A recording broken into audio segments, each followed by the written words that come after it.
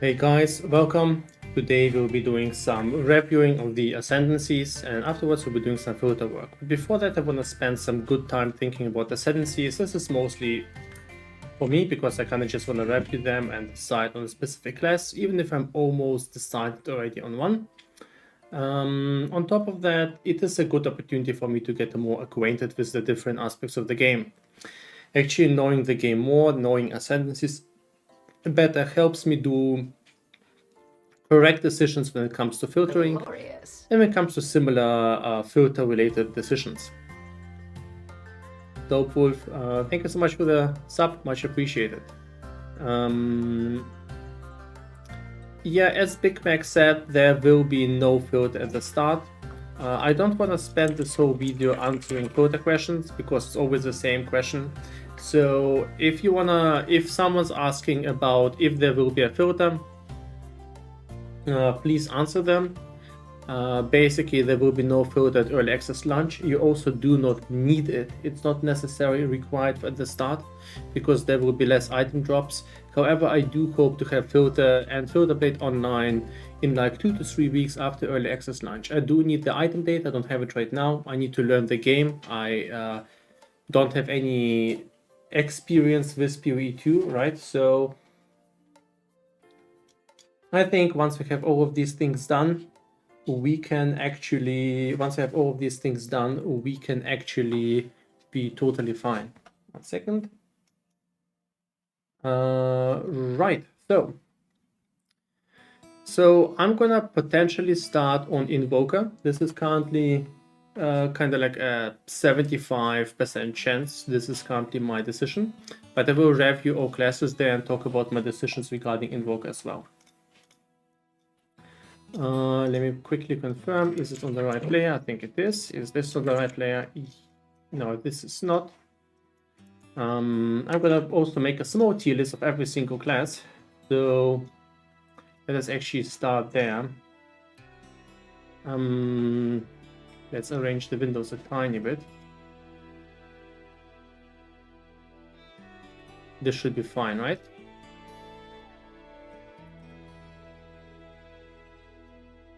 All right. Do you plan on streaming on Friday? Do you want to play for myself? I will probably stream. I initially thought I will not stream, but I think I'll be streaming. I don't think, usually I do not stream because I am so tired from making the filter on the release day, but I can't make a filter on release day. So I will actually be playing the game and streaming it quite a bit. Uncle John, thank you so much for the raid. Welcome, guys.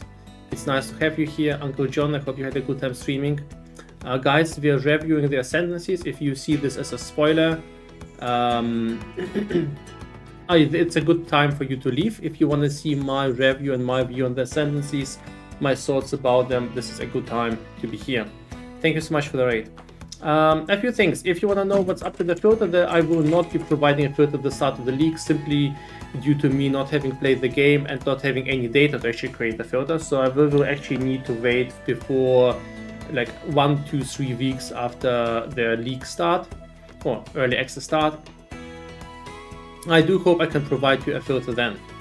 We'll be reviewing the ascendancies. Looking at two different, looking at two different aspects, or two different variations. So first of all, we'll be looking kind of like this classical tier list. We'll be talking about every single ascendancy one by one, and then we'll be putting them into a certain tier, as you know it. However, I do want to establish kind of some base rules there. First of all, we are doing a pessimistic view. That means if something is unknown, we will assume a more conservative number. We will assume the worst outcome. We will not think that this might be OP. We will always think that this is probably somewhere in the balanced range. That means if you, for instance, don't know how negative armor works, you're going to assume the way that it's probably not the strongest interpretation of the wording.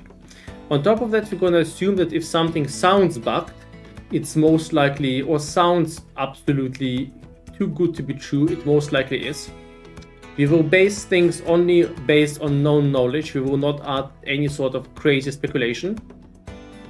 I will assume I will do the tiering based on an average non-expert player. So you probably know some ARPGs. You might have played PoE, you might have played Diablo 4, but you're not like a you don't have godlike reflexes, you're not the best bosser, you have no knowledge of PoE, and you basically are not also completely playing 20 hours per day for the first months. So you'll be just actively playing the game, actively and very excitedly, but not like, you won't be having like insane mirror amounts or something like that, abusing economy, stuff like that. We will also value generalists a little bit higher than specialists. That because if your plan will fail, so if you turn out that, well, this gem doesn't work, and for instance, or you dislike the skill, you can then have kind of like a plan B. On top of that, this also allows you to basically be more flexible. Let's say you find some really cool unique, and this allows you to take more advantage of this because generalists are generally more flexible. We'll also be looking at two vectors. We'll be looking at both the risk of ascendancy, as in how much do we know about that, or let's call it clarity, and at the actual tiering. So for instance, if an ascendancy we know everything about it, we actually understand everything, we're definitely gonna put it on the higher clarity part. If it's something where there's a lot of questions, we're gonna put it in the low clarity part. I think this is a very important part when doing decisions. I am, as I said, gonna do things based on a pessimistic view on most things. All right, let's start. Maybe I'm gonna make this a tiny bit smaller. So let's start with Stormweaver.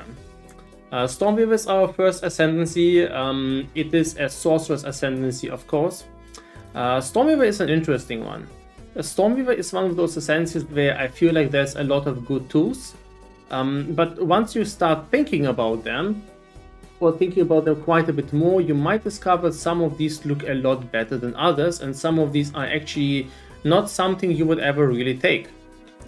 This is at least the way I feel about that.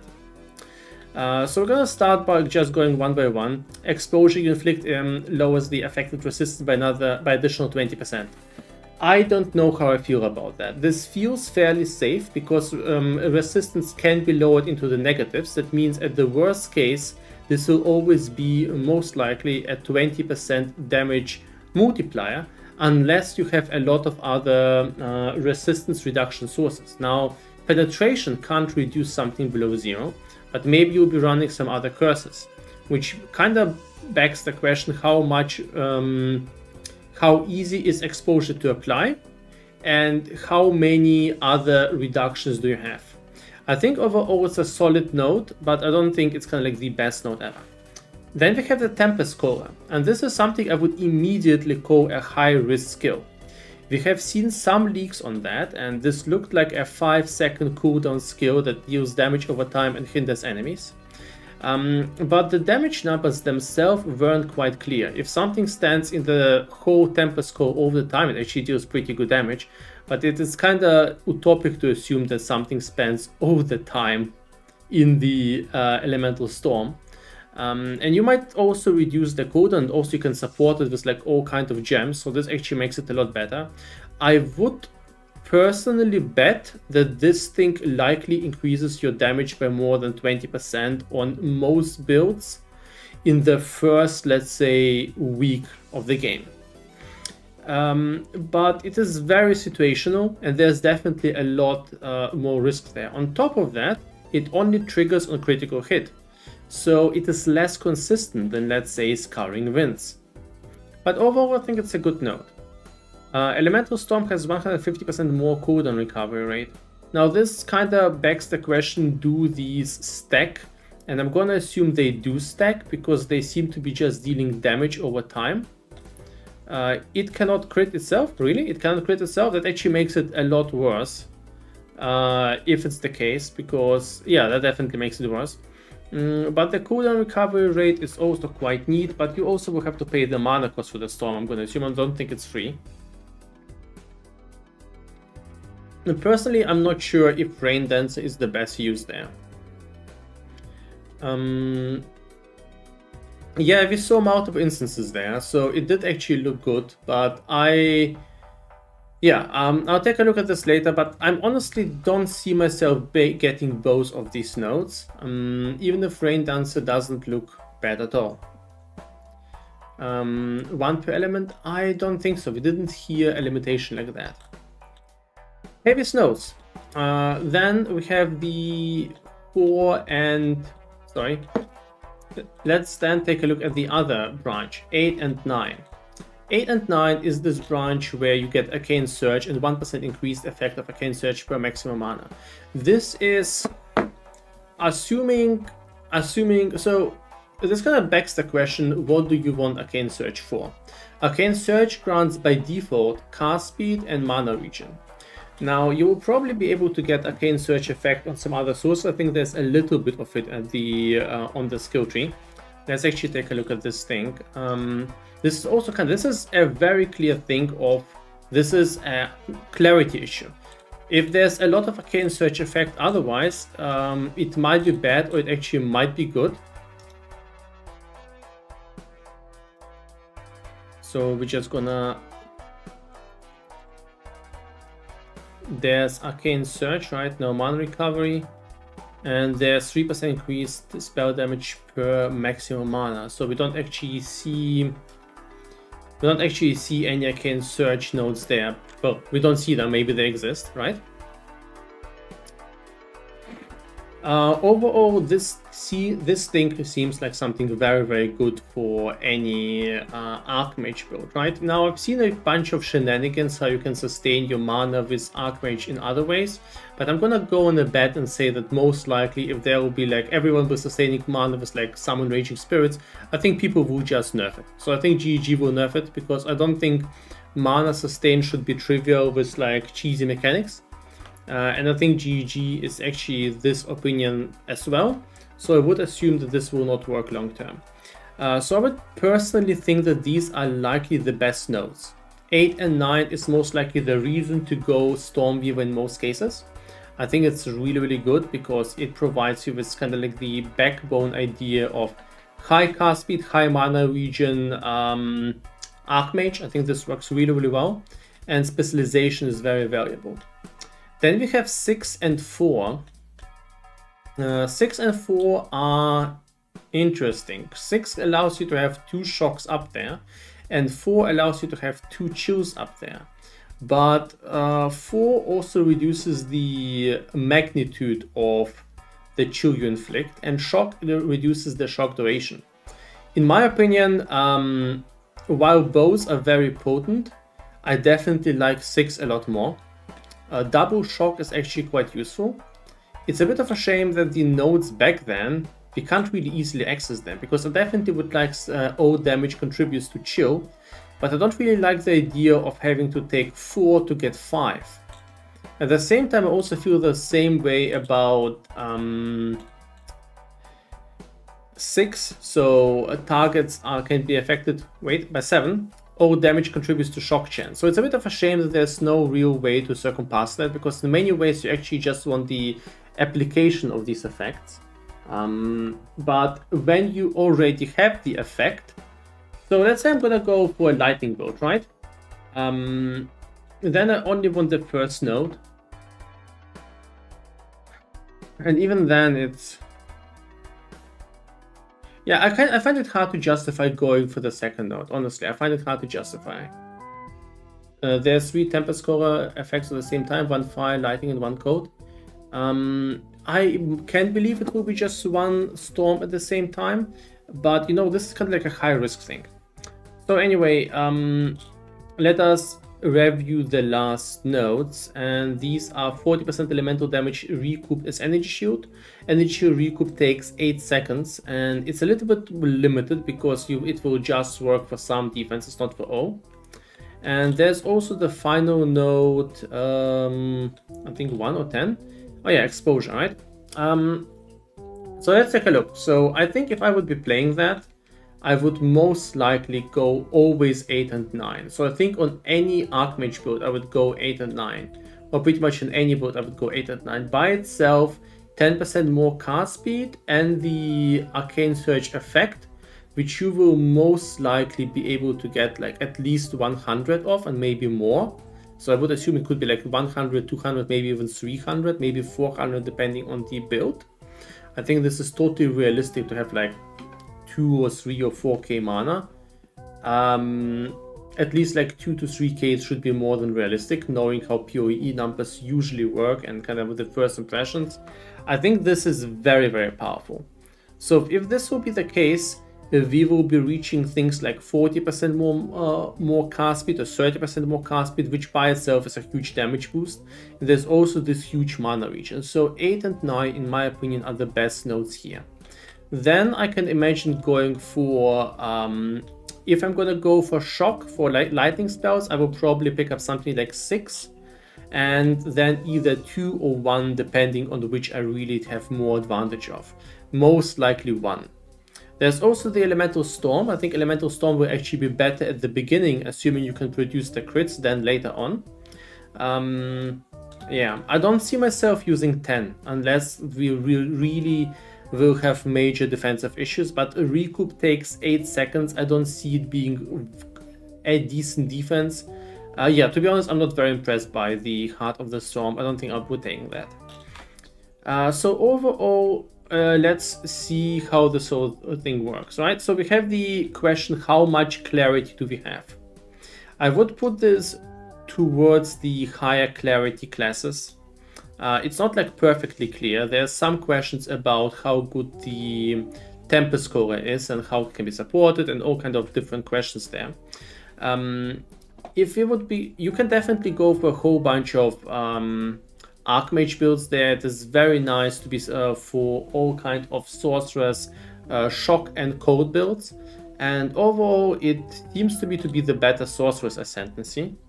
I don't think this is anything totally outstanding. I don't think this is an amazing, the mind-breaking class. I'm gonna put it baseline, and we'll review it for now into the B tier. I don't see it to be absolutely amazing. It might be a little bit higher B tier because it kind of has amazing Archmage support. But yeah, we'll see how it goes. The program is called Joy. Yeah, this would be kind of my pick right now. I think Stormweaver is kind of like a B tier thing. It is definitely a good ascendancy, but it's not really jaw-dropping, and it's kind of its biggest perk is having these huge Archmage interactions, and then it's kind of like an Archmage specialist, and then you add a little bit of damage on top. It definitely looks solid. Alright, next one, Chronomancer. I have a beef with this ascendancy. I have so much of a beef with this ascendancy. So let's do a quick review of the skills. We have the 30% chance to not consume a cooldown when any cooldown is used. We have a time snap, and this one resets all cooldowns except for this skill. And I think it has like a 30-second cooldown the way we saw it. It's not instant. We have time freeze, which instantly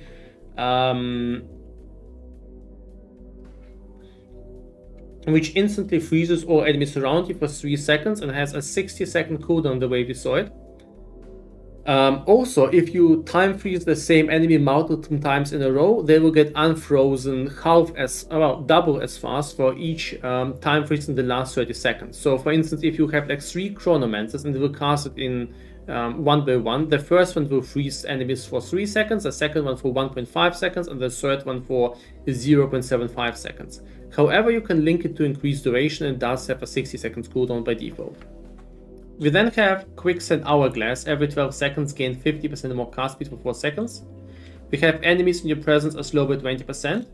We have 30% damage recouped as life, and we have recoup effects instead occur over 4 seconds. Hey, Masuda, welcome. So these two, let's talk about these first. These are powerful. I really like the effect, but it's upsetting that these are 2 nodes, and upsetting that the 8 node depends on the 7 node. I could actually see, especially if there's more recoup sources in the game, that you would get just the number 8 without the number 7. And honestly, I feel like they in general seem a little bit too weak for a good defensive node. We saw, so if you want to specialize on recoup, it's going to be very good, but there's kind of like this big unknown factor, how much recoup is there in game. Now, recouping life over 8 seconds seems really bad to me. Let me explain you why. I'm going to assume that if you take like 50% damage, you will instantly hit your flask. I would assume that your flask will actually do a good job and bring you back to 100%. So a recoup works best if it kind of is more or less a constant effect and it is fast acting. You can't trust an 8% recoup of 30% life to heal you. So I don't think this node by itself is good. Together they're good, but I think that to get the opportunity cost for that for 2 nodes is probably a little too high. Then we have the enemy in your presence are slow by 20%. I actually really like this node. We don't know if this includes attack speed or action slow, but from what I've seen in PoE 2, getting surrounded and getting bashed by dangerous enemies is actually a very high chance of this happening. I actually think this is one of the better nodes on the Chronomancer, and I would probably pick it in most cases. I think this is really good. Then there's the Quicksand Hourglass. I know some people like this. I absolutely dislike this. On the number plane, it might be good, but I really dislike these pendulum type of buffs.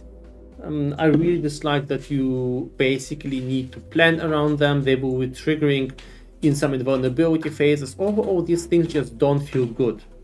I really don't like if power is available this way. Now, I'm happy if I can activate the power and then you have it for a while, but you know, you just randomly not randomly, but every 12 seconds, I'm not a huge fan of that.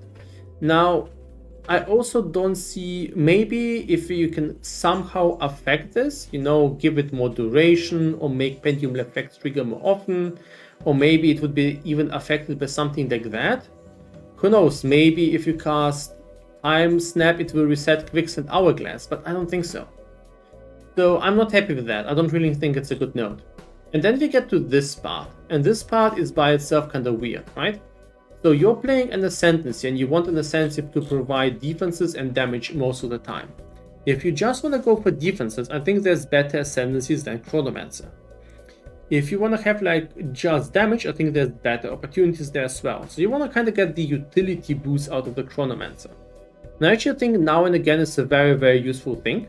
Because if you have some high cooldown ability, having like 30% chance not to consume a cooldown is actually very good. Like for Cluster Grenade, it will overall give you a very nice passive boost in DPS.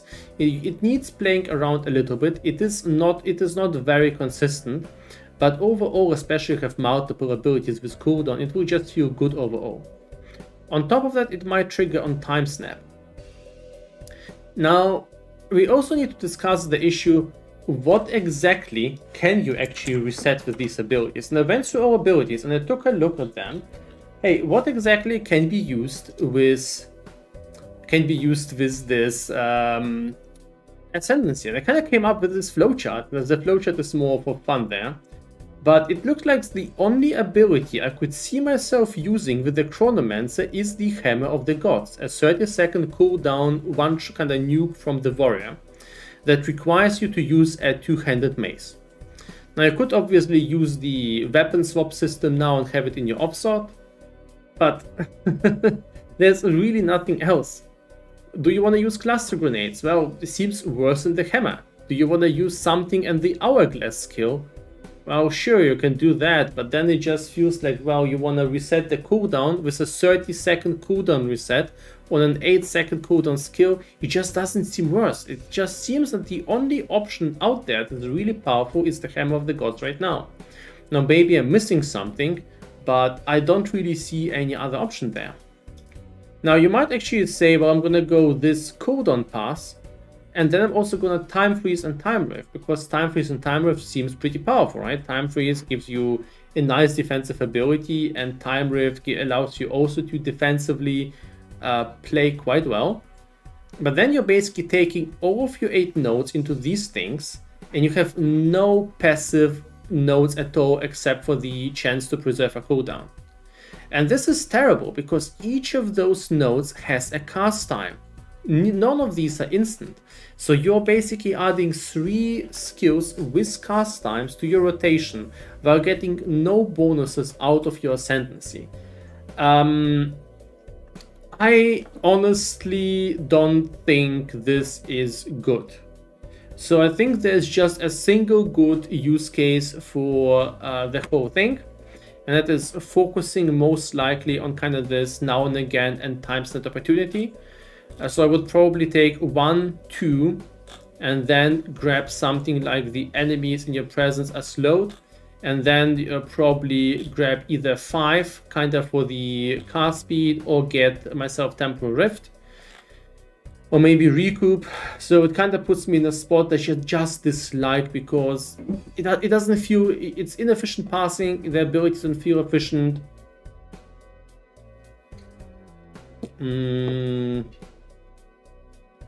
I don't think there's a global cooldown ability use. Right, so overall I'm just not very happy with the system, you know? I don't think this is very good. So how do we rate Chronomancer? Well, I think Chronomancer is actually usable for Hammer of the Gods, but that is you need 1, 2, 3, 1, 2. Well, you can't get 1, 2, 3. You can't access 3. You need to get 4 to get 3. This is the problem. If we could get 3 from here, this would be much better. If you could get 1, 2, 3, this would actually be much, much better. But you can't do that. And this is the issue I see there. Not having any big spells like Meteor to use with Chronomancer is crazy. Well, we have Hammer of the Gods, right? And then there's the second issue. You start in the top of the tree. You want to go Hammer of the Gods. You have to go left and to the bottom. And then you get the Hammer of the Gods, like physical scaling and stuff. At least I'm going to assume it's mostly there, right? So you have to do all this inefficient traveling. And then you kind of think, well, if I want to use the ability like once or twice, I just probably want to use some dot with it. So I'm probably going to go like bleeding or poison or ignite. And ignite scaling kind of also moves you out of the place. Poison scaling is too far to be efficient. And, you know, I just don't think this is a good idea. I think this is very gimmicky, and I think you would be much better off just playing Warrior and picking Hammer of the Gods and not doing this whole messiness with this stuff.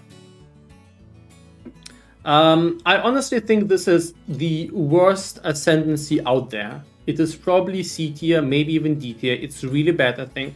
I think there might be some abusive things and maybe some abusive combinations I haven't sorted out.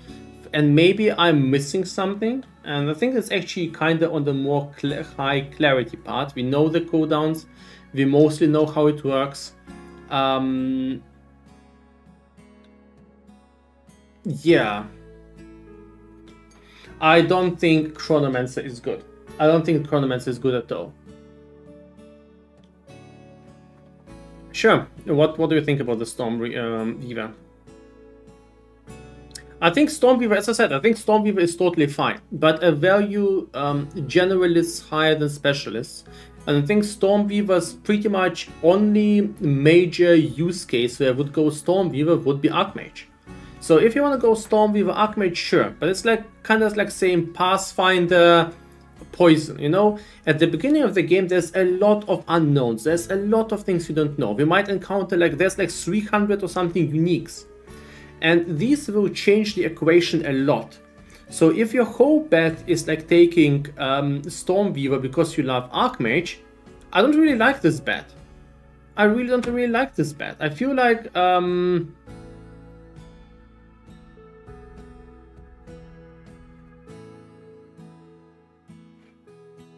needed to watch just the first minute of Captain Lance. He was showing a clip from PoE2 trailer, and character mana region is close to insane.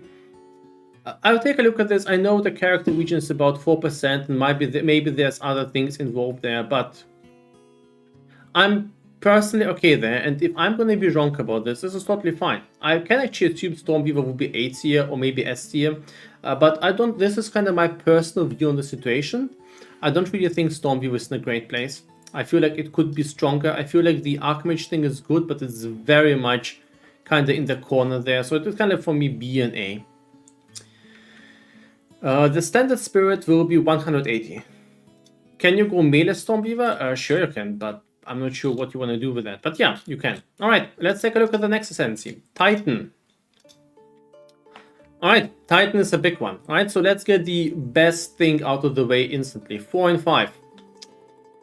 4 and 5, 20 inventory slots is bad because it's just a backpack, but it does make everyone else jealous, which gives you a lot of extra rating, right? And then you get your 50% increased effect of small passive skills.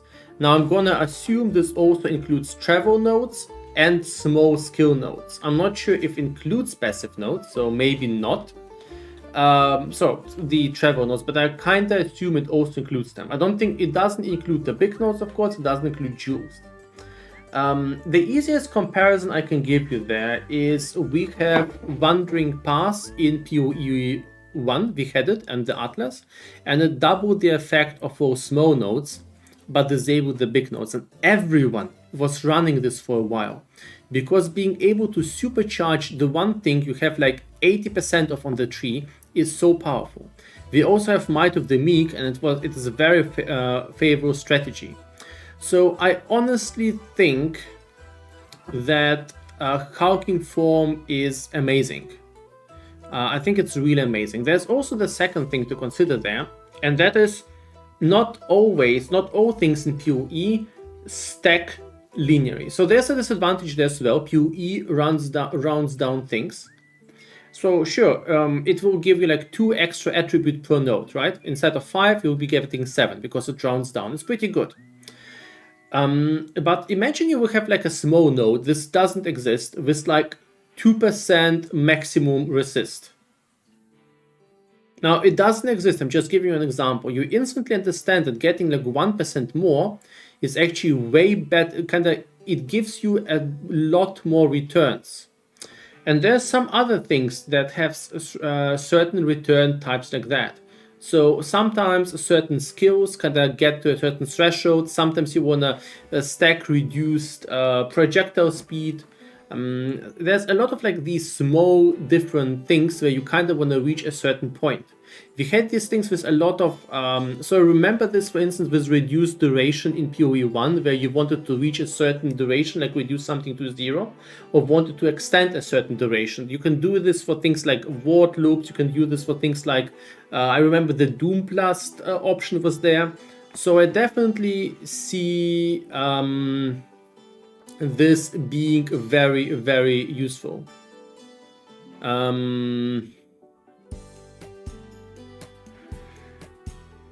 Yeah, and even if you have like no non-linear scaling forms there, just the fact that you'll be getting like a bunch of, you know, like 60 to 80, maybe 100, maybe even more attributes, you'll be getting a whole bunch of extra damage, you'll be getting armor.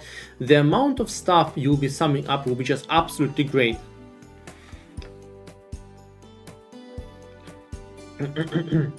All right. So what else? We then have 2-3, and 2-3 is the aftershock nodes. Now, I do like the idea of aftershocks. But every second slam you use yourself is ancestry boosted. It's just very annoying to play around with. I don't like pendulum effects. I really dislike effects that kind of are non-reliable, and they have a little bit of kind of rhythm to there. This is not the type of style I like. I like 2, so I like the chance to slam skills can create aftershocks, but slams are fairly slow, right? So you do like large, big attacks. It will feel very inconsistent and bad because it's very inconsistent and bad because sometimes you have like 3 aftershocks after each other, and then sometimes you have non-intent hits. I don't really like 2 and 3 for this reason. Now 1 is solid with more armor, but it's probably not what we'll be mostly getting. The more life is also very nice, right? 15% is a very nice number. Defenses are generally speaking higher value than potential defense, a higher value than potential more damage. It's a little bit higher to acquire.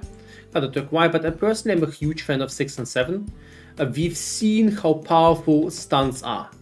We've seen how powerful stuns are. Stuns are so good, and melee physical stuns are the best stuns in the game. We can actually read it here.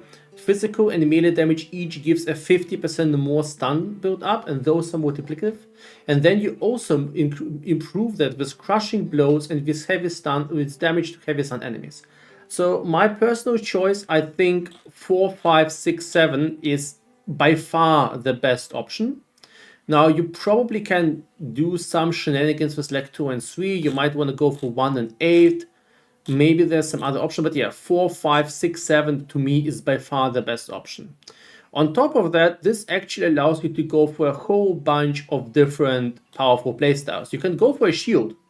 You can go for one-handed in shield. You could go for two-handed weapons. You can still go like totem slams. You can go normal slams. In my opinion, as long as you use something with some mace, one-handed and two-handed, you can use two-handed weapons if you want to. This is great. And I also think that this is just a very, very powerful thing. And you know, I remember Affliction and this backpack. I mean, people bitch about it that this is a prerequisite to 5, and I get it. But it's so comfortable. It kind of has this very nice spot that it gets filled up last. So you can keep your crafting material there. You can keep things tidy. It's a very, very comfortable node. So while it's just quality of life, you will actually be loving that, right? And 5 is amazing. In my opinion, Titan is definitely S tier. So I think it's one of the best best ascendancies out there. I think it's one of the best ascendancies out there. I think it's really, really good.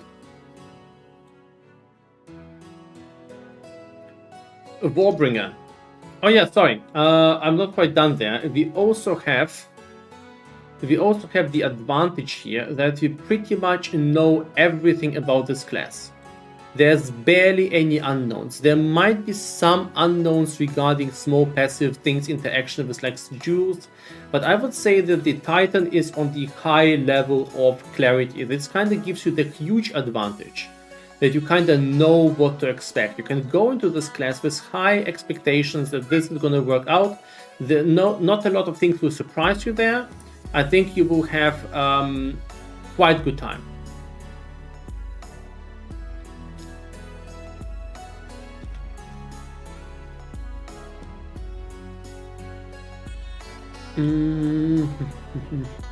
Why is my Sensi C tier? Take a look at the bot later. I don't want to go over that again. I just think there's just one viable playstyle for Chronomancer, and this involves Hammer of the Gods and traveling very far on the tree, and everything else is just subpar.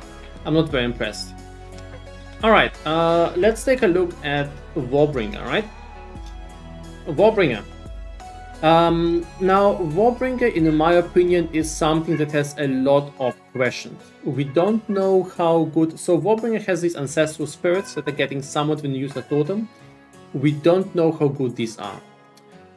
There is this, you can break armor, enemy armor to below 0. Now this thing is kind of like the big question mark.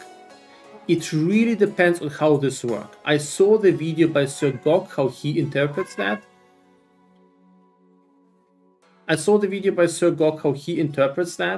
And I think it might be very powerful.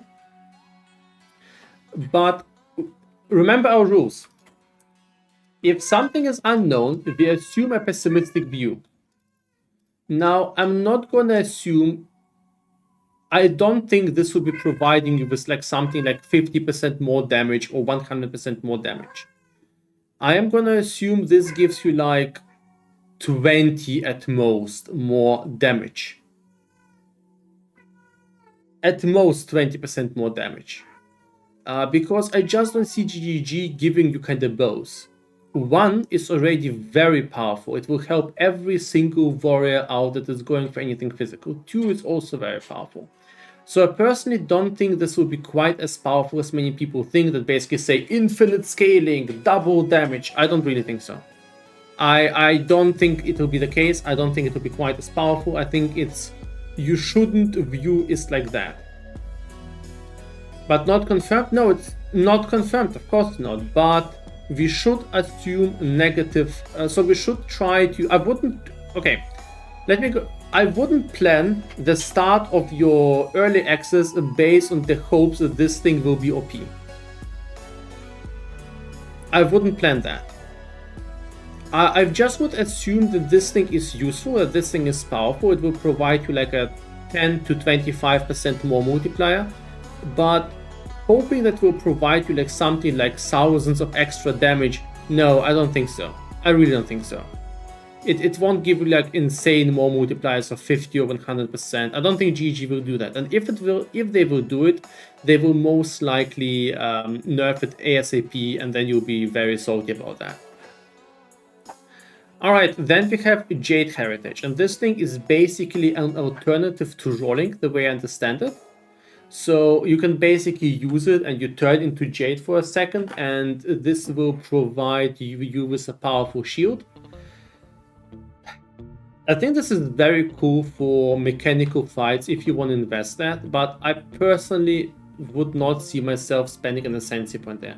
And maybe I'm just a lazy bum there and just would like passive defenses, but I don't really want to. So this may be fun, but I don't see myself using that.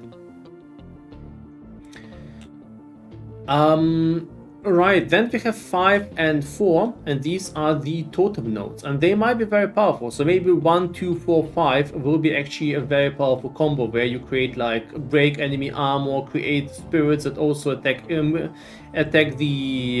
enemies, and at the same time you have multiple totems. This is totally true. It might be really, really good. 5 is, by the way, very good. I think 5 is one of the best nodes. 20% less damage, in my opinion, is amazing. So I would judge it at least as good, but there's still unanswered questions. How good is 2? I think 1 is good, but you can also reach 1 with other things. If your only goal is to break the enemy armor, the warrior provides you with a lot of tools to break armor. This by itself is very good, but it's reachable through other ways. You have several other tools to very efficiently break an enemy's armor. There's like 4 or 5 support gems that support that, and you have multiple abilities. And you don't have to consume the enemy's broken armor. There's like combo potential by consuming it, but if you want to consume the enemy broken armor, do you really want to go for imploding impacts? I don't know. Kinda, if we will be breaking armor on every hit and then consuming it, maybe it will be good. I don't know. But I don't think this is quite as valuable as people think. I think it's very powerful, but you'll find alternatives to do it in other ways. We don't exactly know how to work, so I will judge it by it probably gives you like 10 to 25% more damage, but I wouldn't expect it to be better than that. Then 4 and 5. 5 is amazing, but we don't know how good 4 is, so it might be like great, it might be like eh. Then we have 6, 7. 6, 7 is the soul shield part. I am not sure about that. So 7 seems to be something that you might take for powerful boss fights, where you want to block AoE hits that are not blockable otherwise, where you want to block these red hits. But I honestly dislike this because it's something that you need to take specifically for a certain fight, and I'm just not sure if it might just be better to go like 1, 2, 4, 5 and try to maximize your damage instead. I think for hardcore this might actually be good, but it also, yeah, I'm not sure what to think about that. 8 and 9 is good, but yeah, 8 and 9 is good. I think there will be a lot of strategies employing 9, but at this point it's kind of like a very high unknown factor. How good are war cries? How much do you really want to use that? How high is the AoE on this one? How good is the whole, how easy is it to get max block? So overall, the problem with this class is kind of mostly that we have a very low clarity information. So it's very, very hard to judge this class because we know so little about that. And for that reason, this is something I would just not start. We can't switch ascendancies there. We have no idea how this thing works, so we have no idea how exactly to treat that. So I will at best put it at low B tier, maybe high C tier. I will probably put it in C tier, honestly.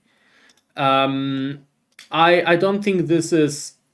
I don't like starting classes where there's so many unknowns that are so important to your tearing, so important to your gameplay. I just don't feel good with me. Right.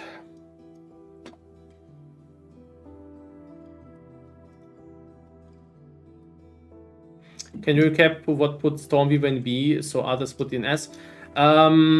Stormweaver, in my opinion, is great mostly for one thing, and that is Archmage. I feel like people are very, very, very over-eager with Archmage. Archmage looks good, but you have no idea how much support on mana intelligence gained from uniques there is, what kind of runes exist. So pretty much all the people who go Stormweaver bet on Archmage. Everyone who goes Stormweaver bets on Archmage. And there's like a lot of unknowns there, and I'm not super happy with that. Other than that, there's like the Storm that we don't really know if it's that effective or not. It might be good, it might not be good. And then we have a bunch of average nodes like double the shock and double the chill. And overall I'm like, well, it looks good. And I definitely like the arcane search nodes. But overall, so you know, if the arcane search nodes are, yeah, I'm not sure. Even if you don't go Archmage, it probably is still good with the arcane search nodes. It might be 8 here, but it's not S for me. It's definitely not S for me. There's too much risk there. All right, let's take a look at Deadeye.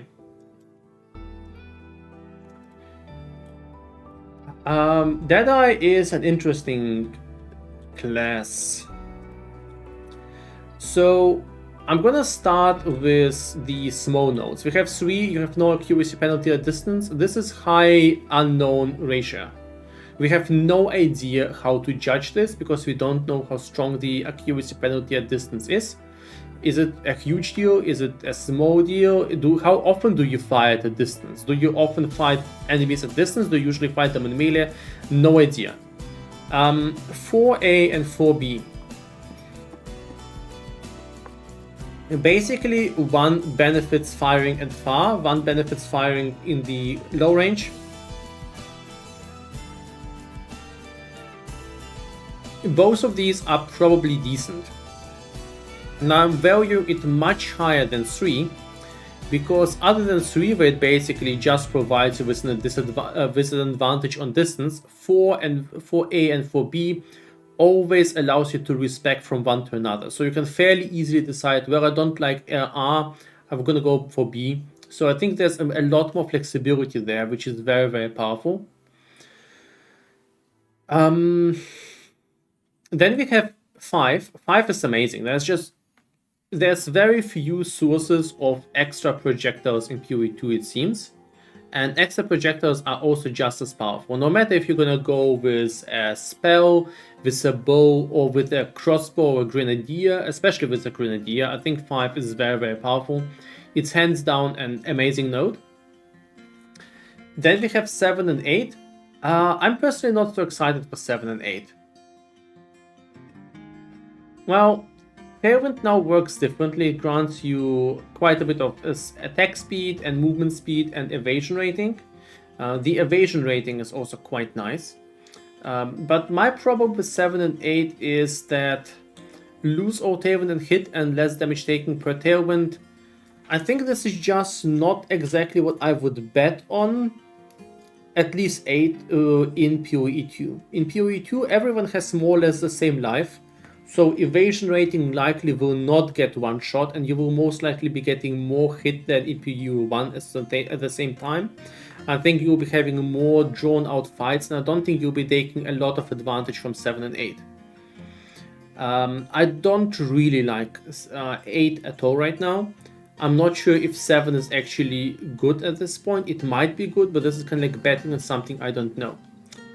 There is also 6, and this is a little bit hard to judge because we don't know how easy it will be to apply all of the marks. And you know, you have Hand of Chira, which is a monk skill, which looks really good, but then you kind of have to go into melee. So I'm not sure about 6. So we kind of have one solid pass that we are definitely sure about, which is 4 and 5. But that's actually not the case. We also have 1 and 2. And in my opinion, 1 and 2 is stupid broken. Like, absolutely stupid broken. I would probably say 1 and 2 is likely the best pass here, not even 4 and 5. Let me show you why.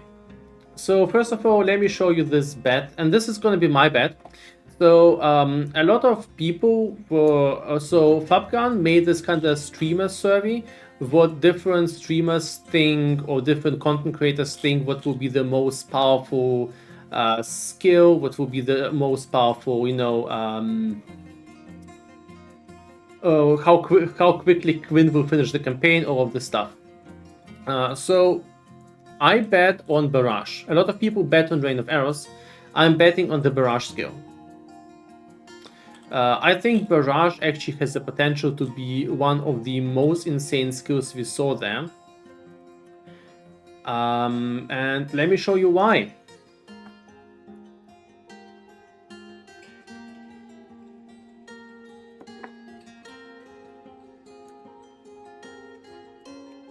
Yeah, Rain of Arrow is kind of like Barrage as well.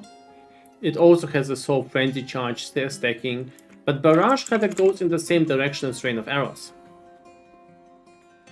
So Barrage basically allows you to empower your next skill in an insane way. So the next archer spell you use will repeat a certain number of times, where the number of times is the number of frenzy charges you used.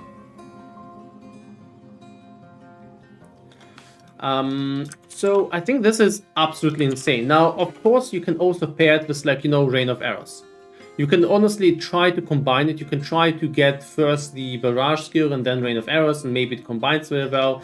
I don't think it actually exactly works like that, but the point is here that you can make a certain attack echo multiple times, and you can also link this to empowered cull and empowered damage, so you have more ways of boosting a certain attack. So then you have like 3-4 frenzy charges, and then you get to these nodes.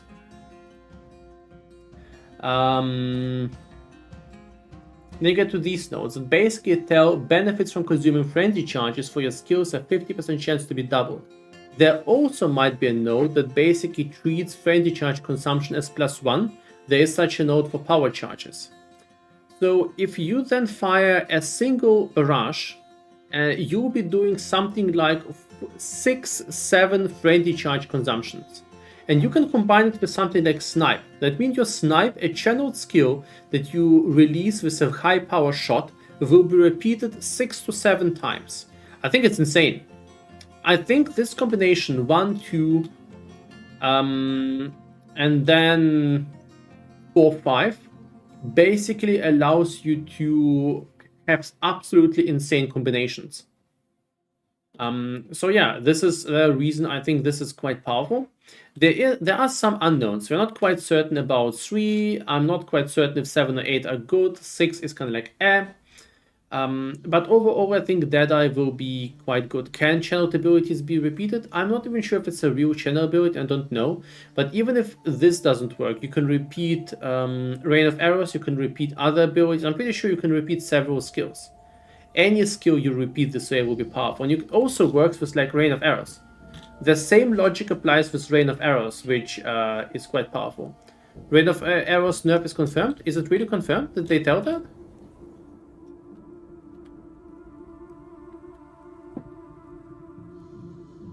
One second.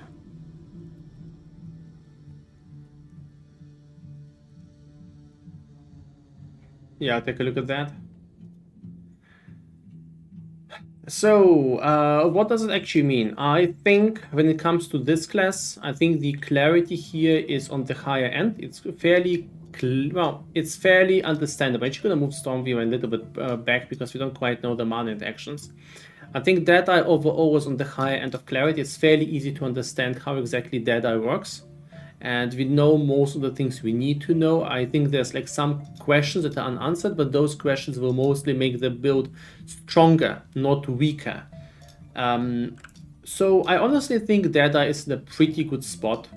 I think Deadeye will be definitely an A-class ascendancy. I think it supports multiple playstyles. There's a lot of powerful things to use. The whole friendly charge interaction seems pretty broken. Overall, I think it's a solid A.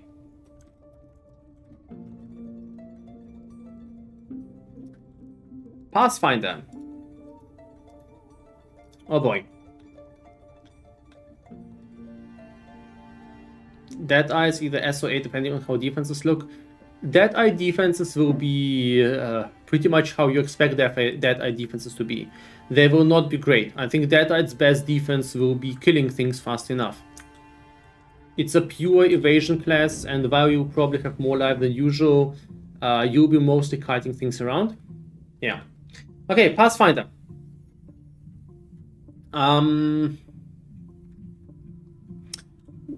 Few you can find the gems on PoE2DB. 1 and 2 are weird. 1 might have some implications for like mana flask or life flask gain, especially if you need it for like any kind of sustain and shenanigans. 1 might actually be very good. I absolutely dislike 2. I think 2 is not good. I think you want fast life flasks that apply very fast. I think 2 is bad. I think 2 by itself is a very poor node. Perma life flask insane region. I'm not sure this is the case. Here's basically what I'm thinking. You'll be running an evasion class. You'll be getting hit occasionally, and when you get hit, you want to basically get to your full HP as soon as possible. I do believe most Pathfinders will likely want to go high evasion. I am personally, I personally don't think it's worth it. So yes, 1 and 2 might be powerful, but I personally don't think it's very, very powerful. I don't think this is the best thing. I don't think this is great. So I think 1 is very powerful. I don't really think 2 is worth the nodes, and this is the issue. It's not just about is it good or is it not good. I think it just is probably not worth the nodes. We have a huge question with 3 and 5. 1 second, was it 5? Yes, 3 is the most damaging poison on enemies you kill spread. And no, wait, it was just 5. Sorry, it was 5. So 5 is kind of like a big question mark. How powerful are those? How much damage does it deal? How good is it? How well can it be supported? How strong is the bleeding? How strong is the poison? So 5 is kind of like a huge question mark. It is interesting that it always uses your mana flask. So if you can solve your mana in a different way, this can actually be quite good. I can actually see this being very powerful. So you can still use your life flask for a general gameplay, but your mana flask will be basically used in order to generate these effects. But it's just a huge question mark. You can't really start with that. You can't really rely on that, right? You can probably switch to that later. 3 and 4. Now, I did hear that the 3 effect is reachable through a support or through a herald. I'm not quite sure. I know that there's the plague support that helps with dot. And I heard that the herald is actually, let me take a look at that.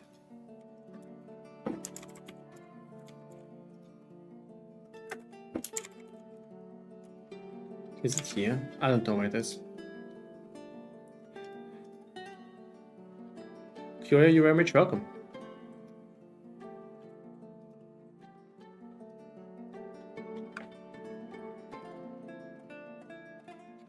So,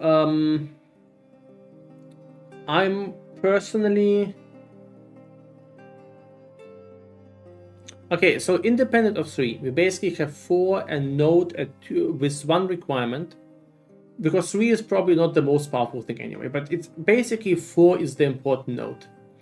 The question is how much poison duration can you stack There's a bunch of poison duration nodes on the tree. There's a bunch of poison application methods of doing that, and we've seen poison being actually very potent in early access.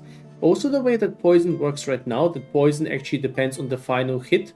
So you want to stack like physical damage, and the final hit needs to be strong, and you can do things like corrosion there. There's a lot of very cool support opportunities, like improving it with chaos damage. There's this chaos totem. There's a whole bunch of cool things you can do there. You can also use this support that allows poison to cause freeze build up, which is also insanely interesting. In general, there's just a lot of support for poison in terms of support gems. I've seen a lot of very interesting combinations.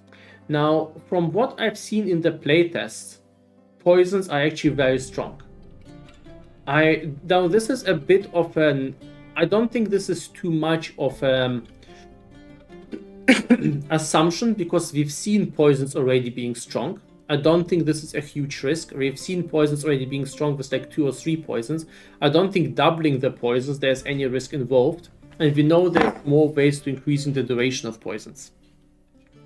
I think you will most likely want to have like 2 poisons from the support gems or the tree, and then you will most likely take this node, which basically doubles up your poison, which will close to double your DPS with poison damage.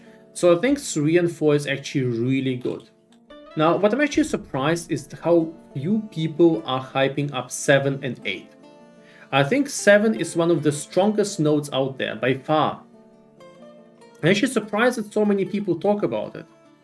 I think 7 is really, really, really, really good. This is a game where you'll be constantly attacking and moving. Even the opportunity that you can just traverse everything faster. You'll be kiting a lot more because enemies will be basically running ahead of you. You basically move and attack all the time. I think 7 is insane. We have like a support called mobility support, and it gives you less damage and also I think like 30 or 40% more movement speed while running. And this is very powerful, and I don't think you'll definitely be using it on most classes. I think 7 is really good. And then you have the very nice choice of going between 6 and 8. 5 passive points is very solid, and speed is actually also very, very solid.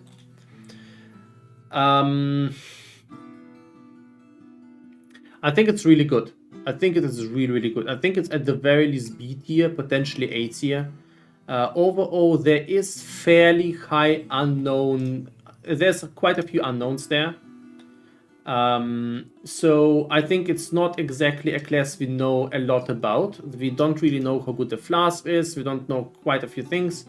But it's kind of like on the Chronomancer, on the Stormweaver level, right? So most of the things are fairly easy to judge.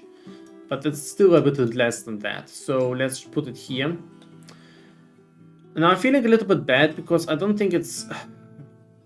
I think I would put it in B tier. Because there's still a few questions. How easy to sustain the poisons? How good is in the end poison damage later on? There's a few things I'm not quite certain about. I honestly feel that, so don't get me wrong, the things in B tier are still very, very strong. I just kinda, in my opinion, Deadeye and Titan outshines those fairly easily. The difference between those is not insane. Which actually kinda brings me that Chronomancer is too high. I can't believe Chronomancer can be 1 tier. Chronomancer can't be just 1 tier higher than Stormweaver, you know? One tier lower than Stormweaver, because Stormweaver and Pathfinder are very, very solid classes, if you ask me. Actually, very strong. And I honestly don't think Chronomancer is anywhere close to that. I think it's really bad. I think in most cases, except for one single use case, it just seems like the worst ascendancy out there. Yeah, so I would probably put it like that right now, with those tier things being very close to A. Both of these. Stormweaver Archmage is definitely something many people look at. Yeah, and this is actually exactly why I think this is potentially not a very, well, not the greatest thing. Because we have really way too little knowledge how good Archmage is. Archmage looks good, but how much mana can we really get? How easy will mana sustain be? how good are defenses on a, on a energy shield class without anything else? These are kind of the questions where I feel like people are a little bit overhyping Archmage. Archmage looks really, really good in terms of damage. I agree, sure. But it also costs like a lot of spirit, and you still need to resolve mana, and you need to find defenses. At the same time, you can take something like Titan that provides you guaranteed win scenarios. Like you're going Titan, there's like not a lot of questions regarding is it bad or not. I have no doubts that Titan will be good, absolutely none. Archmage is something that is, in my opinion, it just is a high risk.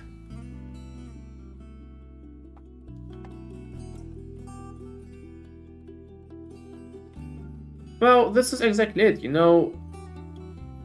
Also, I'm not even sure about that. Mana sustain will be easy with the Archmage Arcane Surge Ascendancy. I'm not even sure about that. Arcane Surge gives you a ton of cast time. Arcane Surge gives you a lot of cast speed. I'm not sure Arcane Surge itself will solve your mana issues. It will definitely help there. And you have 4% mana regen by default. You have Flask, and you can use like utility setups. But I feel like people are way too eager to think that they will be having the easiest time in the world sustaining Archmage in the beginning. Archmage has been always one of those things that required more planning and a more in-depth approach. So this is just my personal assumption. I would definitely wait this out. You kind of need to know how easy is it to get mana on the tree, how easy to get defenses. Yeah, we don't know how easy to get to 4k mana. We really don't know that. So that just the risk value there, probably should move it lower there. The risk value there is very, very high. And a lot of people are they're kind of like flies, flying towards the light because this sounds really, really cool. And the damage numbers are there. Now, yeah, it's bait. I agree. I think this is a very kind of baity approach there, because I can see a lot of glass cannon builds then dying to bosses with huge damage numbers while being empty in terms of mana. We'll see. Maybe I'm wrong about that.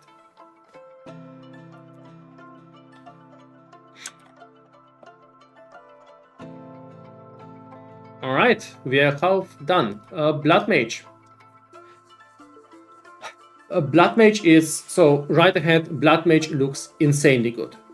A Blood Mage is one of those top ascendancies, in my opinion, that people... Also, given the choice between going Blood Mage and going Storm Weaver, I feel like Blood Mage is significantly better. At least this is kind of like my view there. Let's discuss why. Sanguimancy. Sanguimancy looks very, very solid. Now, there are some unknowns we've seen in the leak, which doesn't mean it's very confirmed, that life remnants every second on crit can generate one of these life blobs. Every time you pick up a life blob, you heal yourself up quite a bit of life, and you can also overflow life. Overflow means you can have up to double the life. Double life means all of your life scalings, like increased critical damage per 40 life, means will also be scaling harder.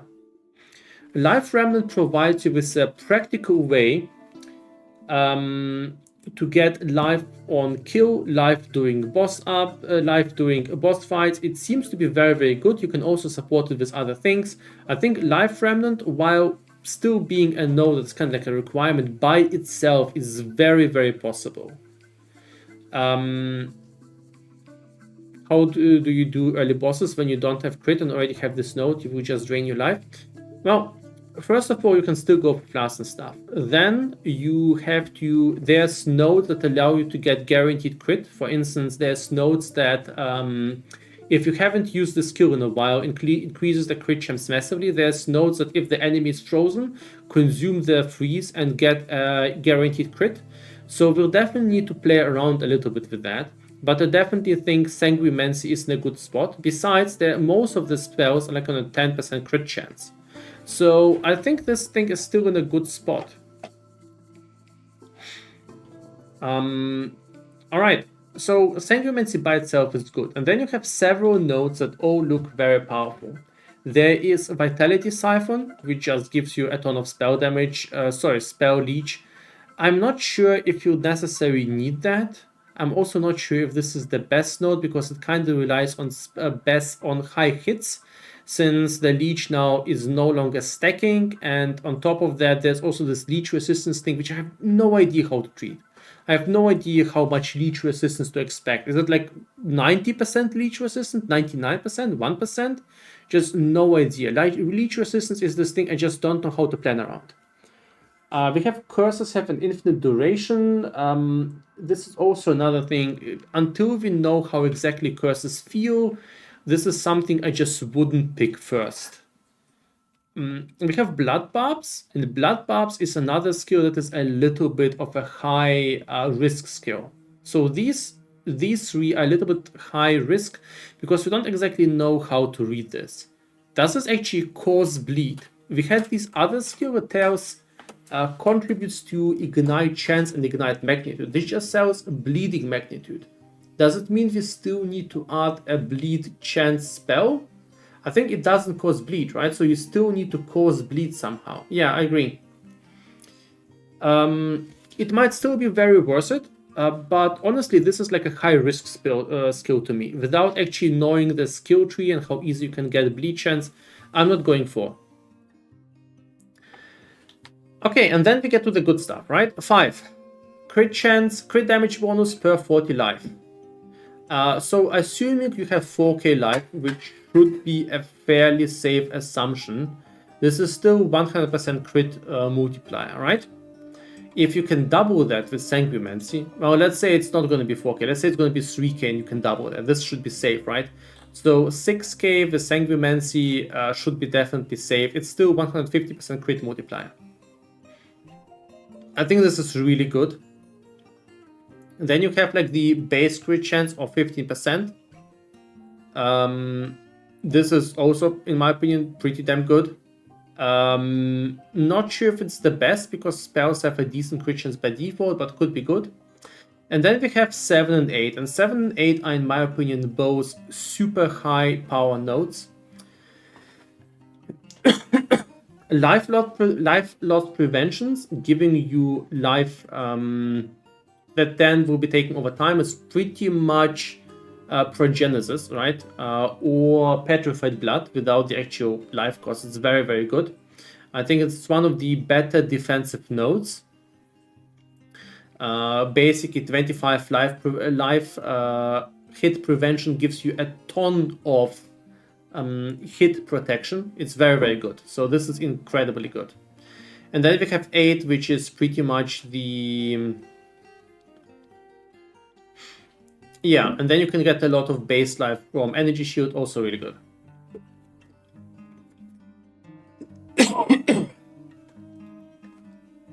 Excuse me, 1 second. Does Overflow count as max life? Yes, I think so. I think it counts as max life. Pretty sure about that.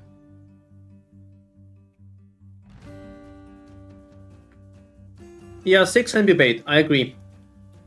But I think 1, 5, 7, 2 or 1, 5, 7, 8 are probably very safe bets. 1, 5, 7, 8 probably later on, or 1, 2, 5, 7, something like that. These are probably very, very safe bets. I think overall, one issue I see with this Ascendancy, which basically stops it from being S tier, in my opinion, is that I think this Ascendancy needs a while to take off. I think you pretty much need the right gear, you need the crit chance, you need a lot of you need quite a bit of setup in order for this to become really powerful. I'm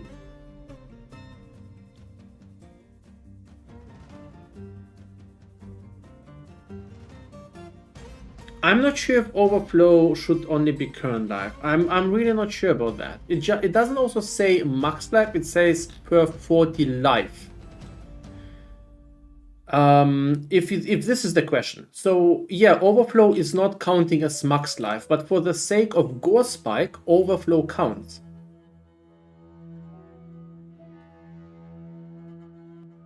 Yeah, 5 will work with overflow. This is the point.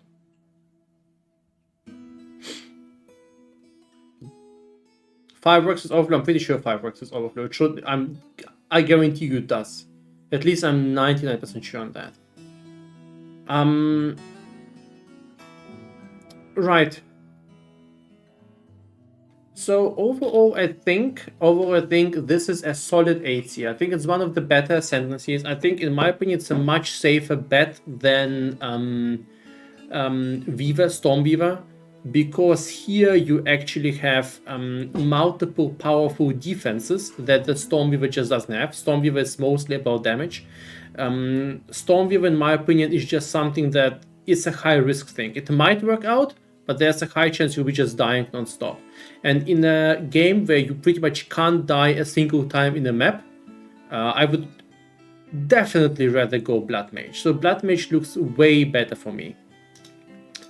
Right, so Blood Mage. There's a few things that are unknown, but in my opinion, it's fairly clear. There's just a few things that could be good, but it's kind of like not the core nodes. So yeah, Blood Mage is an A tier for me. You also need 4 Sensi points to get to the meat of the Sensi. I agree, but 1 provides you with some improvements already. So I think what you will do probably when you start there is you go 1, 2 at the beginning. And then you will probably start doing some switching there. So probably start 1, 2, then 1, 2, 7. And once you have the latest node, I hope ideally you can go, you will respec 2 and then you go 1, 7, 8, 5. So I think this is kind of the best combination to go for. In my opinion, kind of like 1, 5, 7 are guaranteed. I think you will pretty much, no, sorry, 1, 5 are guaranteed. I think those things is something you always go. I think 7 is insane. It's a bit of a shame to pass on. And then you basically go 1, 5, 7 or 1, 5, 7, 2 or 1, 5, 7, 6 or 1, 5, 7, 8, something like that.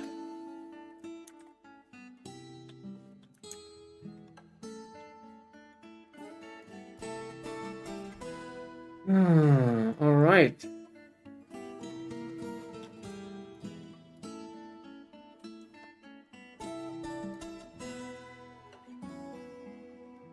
Why I think Chronomancer, but Deadeye, 8 here, because I think both the friendly charge interactions and the extra projectors are incredibly good.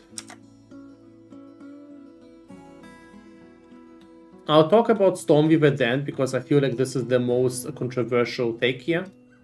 I feel like a lot of people are hugely betting on Stormweaver, which I'm not so sure is a great idea. Alright, Infernalist.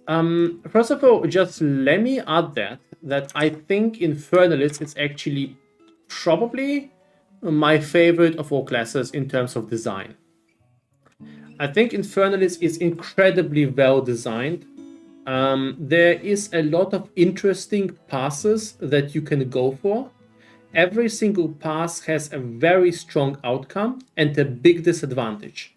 So this is something you see about Infernalist. Nothing the Infernalist gives you has just an upside. Everything has some sort of a cost, but it also gives you a lot of power, which is, in my opinion, very, very interesting. So let's go through those one by one. I actually expect us to spend most time on the Infernalist. We have Altered Flash, cold and lightning damage taken as fire damage. Now in PoE 1 this would be a lot stronger, but in PoE 2 it is still good. Why is it good in PoE 2? There is a confirmed node that lets you apply your 25% of your armor to fire damage. And I think you will actually have to go for that if you go Infernalist. I think this is super important for Infernalist. Then you have 20% physical damage taken as scale damage. Now this is an opportunity to go CI here if you really want, but a lot of Infernalist power comes from 2, 3, 4, which doesn't work with CI. But if you're going CI, this I think is kind of like the node to take. There's a lot of protection that you can get there. It's very, very good. especially if you go armor, you kind of break part of the damage off. So if you're gonna go armor, you can then kind of get some armor at least. You can pretty much protect yourself. Wait, yeah, you can still protect yourself quite a bit with fire damage against damage, and it's gonna be pretty good. And you also reduce the physical damage amount, so armor will be more effective against physical damage. Basically, yeah, you'll be using armor to protect yourself against every damage type. I think it's very, very good. Even without CI stockers, you can get high chaos force. It's insane to mitigate small hits. Yeah, I agree. It's pretty good. Okay, then we have the 3 Baidat nodes. Maximum spirit per 25 life, maximum mana per 6 life, and maximum energy shield per 8 life. You have the option of taking 03 if you go for Mind Over Matter pass. I think it's actually pretty interesting there. You can definitely make some solid defenses out of that. On top of that, if you're gonna go the Summoner pass, or in general, Baidat's Will is there's only 2 nodes that grant you spirit, and Baidat's Will is one of those on the ascendancies, and Baidat's Will is actually pretty strong. 1 spirit per 25 maximum life. If you will have like 5,000 life, it's 200 spirit. If you will have like 4,000 life, it's still going to be quite a handful, right? Like at 160 spirit, this is nothing to laugh about. 180 is the normal default max. I think as a summoner, Baidat's Will is amazing if you can afford getting that. Now, Baidat's Gaze and Baidat's Hand, in my opinion, are the weaker ones, but if you're gonna go for full Mind Over Matter defense, I actually like this a lot. In fact, if you... yeah, I really, really like that. Before we talk about Demon Form, I think so the maximum number of spirit you can get will probably be on Infernalist. It's flat spirit that scales Receptors. Good point, I actually haven't thought about that. True, it's definitely strong. Then we have Pyromantic Pact. I saw a lot of people talking bad about this node. Essentially what it does, the big upside here is this thing allows you to basically ignore any mana cost. And the way you protect yourself against it is the same way you protect yourself against it without that flash. So if you want to, if you get the node that protects you against physical damage with armor, you can go out at flash, Pyromantic Pact, and you will be getting some quite amazing results. So you have pretty much unlimited mana. And if you have something like cast when damage taken, this should also trigger. If you have something like, so cast when damage taken will definitely trigger Pyromantic Pact. So there is definitely a lot of function there. Now it is I don't actually know if cast when damage taken is already in game. I'm not quite certain about that. I haven't seen it. Maybe it is, maybe it's not. I haven't seen it, but it definitely seems very interesting to me. We then have Bringer of Flame and Seething Body. Now I'm going to be honest about that. Bringer of Flame, I'm not a huge fan of these. I think they're very powerful. I think they're both very powerful, right? One grants you Ignite with all damage types, the Ignite chance with all damage types, and the other one grants you and your minions a lot of damage. But the issue there, managing Flame will be just very annoying, I think. At least I believe that. Unless there's some trick to managing that, I'm not a fan of 8 and 9. And this is because PoE is already a game where you pretty much do a lot of things. You dodge, you use Flask, you use a whole bunch of skills. I don't really want to kind of like try to min-max my Flame bar there. So if you just go for these, you'll be basically spending, well, you'll be just basically inefficient part of the time.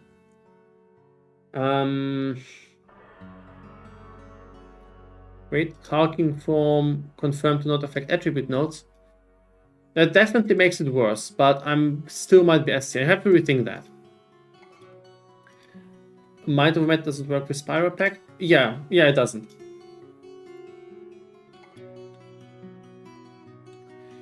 Right, so then we get to the demon form.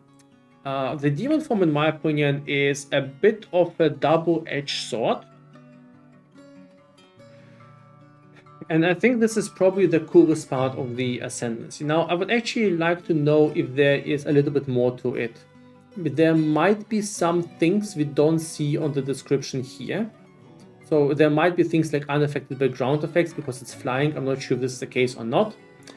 But the important part about the demon form is we saw the stats, and the stats were saying, at least in the previous version, +4 to all skill gems, spell skill gems. This by itself is insane, right? +4 to all spells is insane. There's no discussion there. Then there was 16% cast speed, 10% spell damage, increased spell damage per, is it the demon form image?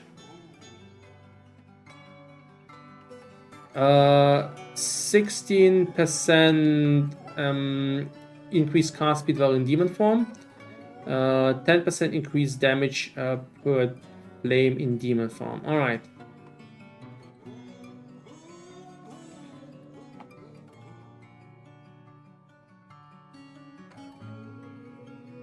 So here's the issue, right? I think there's basically two ways to play the demon form. You lose your weapons when demon form? No, I think it was a bug. I think there's basically two ways to use the demon form. Either you go for 4 points, where you set your maximum demon flames to at a max being 10, because these two things, so you don't actually care about the last thing. 10% increased spell damage per demon flame. Okay, I've been a little bit chaotic in my explanation, right? You get 1 demon flame per second. Per demon flame you have, you lose 1% life every second. Yeah, you use 1% life every second. You can't mitigate that. You will be just getting like 1% life damage, 2% life damage, 3% life damage, and so forth every second. Then there is 10% increased spell damage per demon form. It's not a lot. So this definitely doesn't compensate for the life loss. You definitely don't want to max out on that. I also assume when you leave the demon form, you will probably when you leave the demon form, you will probably only then start cooldowning. Demon form is shapeshifting. You're meant to have weapons disabled when shapeshift? Seriously? Basically unforeseen consequences of intended choice. Wait, really? So you don't get any stats in demon form? I think they actually said it was a bug.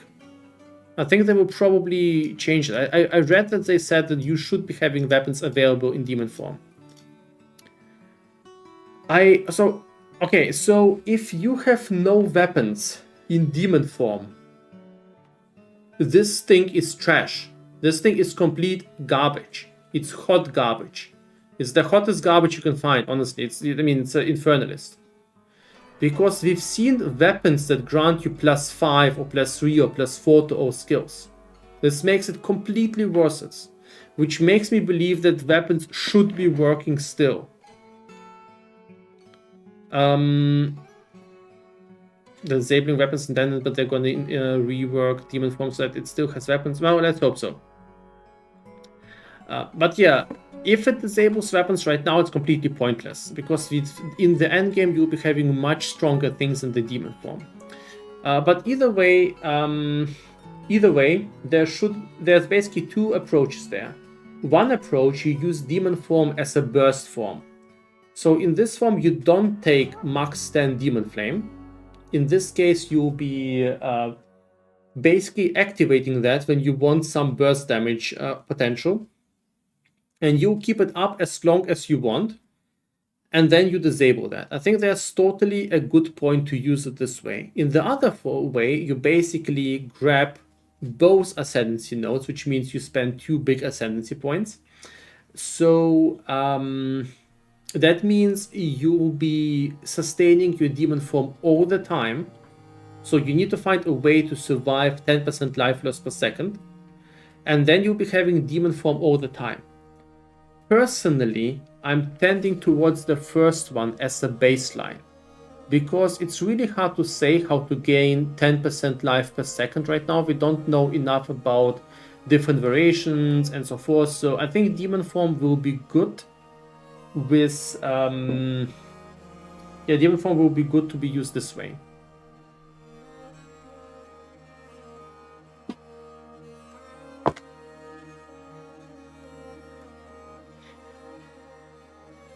All right, let's summarize that.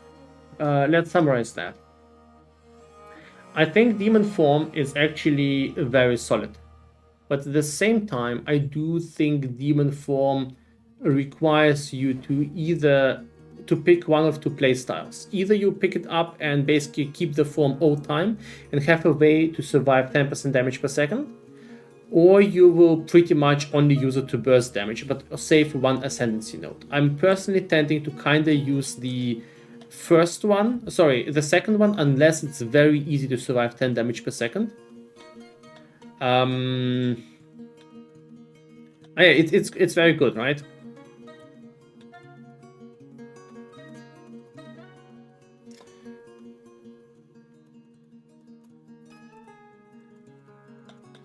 Let me actually take a look at the demon form again.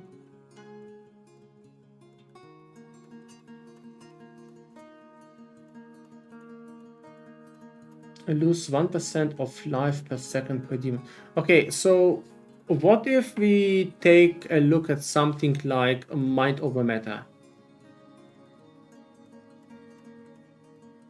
Mind over Matter won't protect your life here, right? So if you can pretty much... So potentially an interesting approach, just potentially an interesting approach would be getting out that flash, probably by that will, by that gaze, and then going for the demon form. In this case, you could basically... You'll be basically taking part of your life as damage, but your life will be not used for anything except for demon form, because you have Mind over Matter protecting your... No, you're protecting your life, right? If you can find a way to sustain some life there, it could be very, very cool.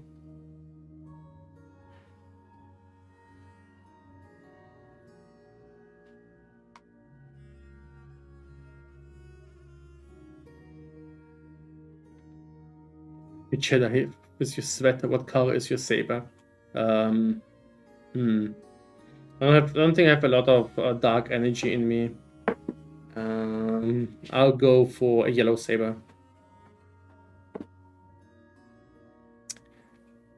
A loose life considered damage? I don't think it's considered damage. If it's considered damage, actually insane. That would make it so good. Right, let's finish the other nodes first, then we'll think about the tiering. I'll show you the tier list, but I don't promise you I can put it on green all the time. This is the tier list right now. I'm not sure about Titan anymore, since you basically... yeah, since the announcement just a few seconds ago. I'm pretty certain about the other ones. Pathfinder and Deadeye is something I'm still not sure about.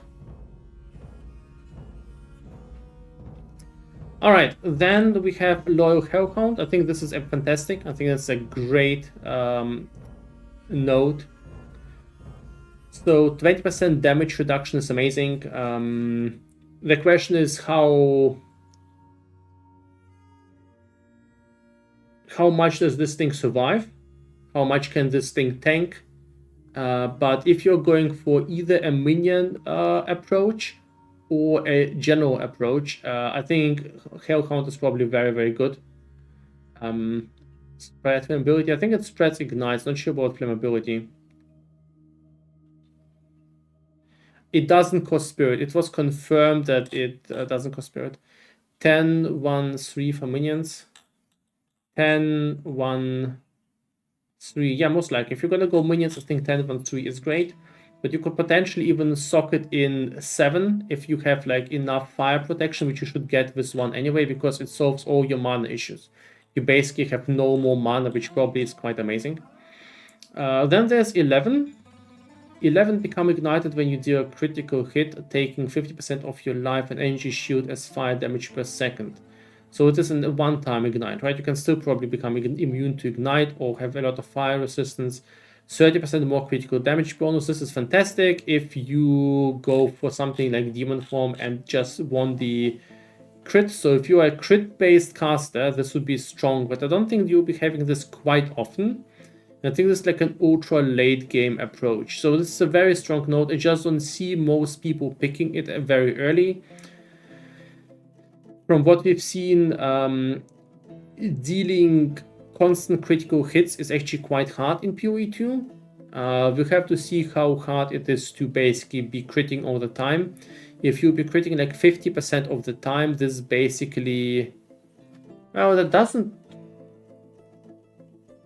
No, if you're critting 50% of the time, it'll still be a huge DPS boost, right? Because most of your damage comes from crits. It's a bit hard to evaluate at this point, but it's very, very strong offensively. I suppose you could also go something like 10, 11, and let's say 5. Could even go like 5, 7, 10, 11. This is kind of like a weird choice. But you no longer have to concern yourself with mana. You have a lot of damage reduction. You have a demon first burst ability. I'm not sure. It kind of sounds weird. So I like 7 because it solves your mana issues, but you do need to invest a little bit in there. I don't like 8 and 9. It's very hard to... This is like the hardest ascendancy to evaluate for me. Like by far the hardest. There are so many interesting tricks to use here. Could it work with snapshotting and ability with the plus level to skills and then just turning it off again? Like pop summoning minions and recast demons. I don't know. Maybe. But we've seen the video didn't work this way. It's very hard to say, I'm sorry. I just don't know how the mechanics work. But overall, this seems to be very annoying. 10, 1, 3, 4. 10, 1, 3, 4. I think this is a very minion approach. I think if you're going for minions, purely for minions, I think 10, 1, 3, 4 is probably the best minion class right now. If you're gonna go for Mom. So if you're gonna go for Mom, because this basically allows you to get a lot of mind over matter goodness. Yeah, you can also go for the ES version. You still want to get some way to survive out of flesh. So you probably either want to stack Chaos Resistance or get... Yeah, want to get Chaos Resistance and you want to get the fire armor thing. So you want to get some armor with this boost. So with this type of gameplay, I think you want to stack some armor. So I think armor is actually very important here. Because this allows you to mitigate fire damage very effectively. I think it's very important that an Infernalist wears armor. Just something that, just a realization, it didn't occur to me quite so fast, but especially 1 and 7. But I think there's also strength in going 1, 3, 7, and 10, because it completely solves your mana issues. So there's just no mana issues at all. You can just spam whatever you want. And if you have like cast with damage taken, you can use it as well.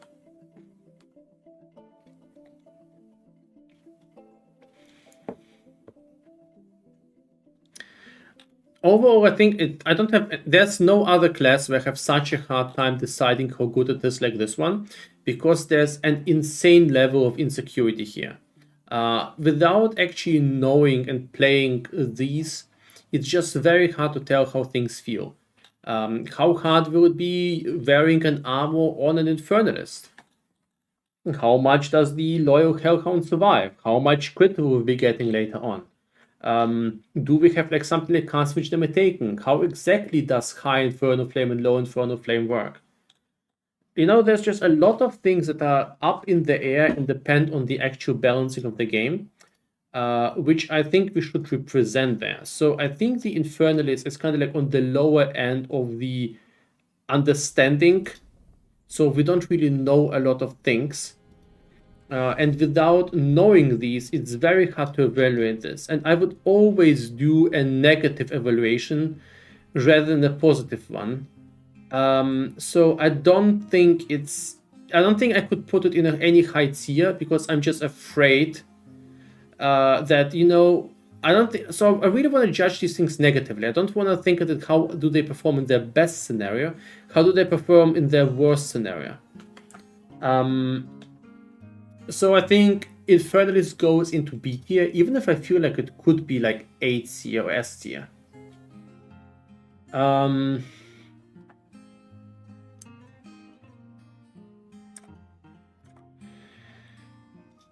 Right. Hey Catmaster, nice to see you. How are you? Right, let's take a look at the next one. Why is Chronomancer D tier? Wait, I'm gonna. So why is Chronomancer D tier? Let's go through that really quickly. Chronomancer doesn't provide you with proper damage capabilities. Like there's barely anything there. The cast speed node is terrible. The cooldown reduction thing only works with Hammer of the Gods. The Hammer of the Gods you basically need to pass elsewhere to get the damage there. Pretty much anything else when it comes to cooldowns isn't really worth it. I would try to get proper defenses instead of time freeze, and most of the other nodes are weird gimmick nodes. I'm very much thinking Chronomancer is really bad. There might be like some special gimmick or combination, but I'm going to assume that unless you are starting out and have like a ton of luck in regards to combinations, or you're like a genius build maker, I would definitely not call Chronomancer S tier.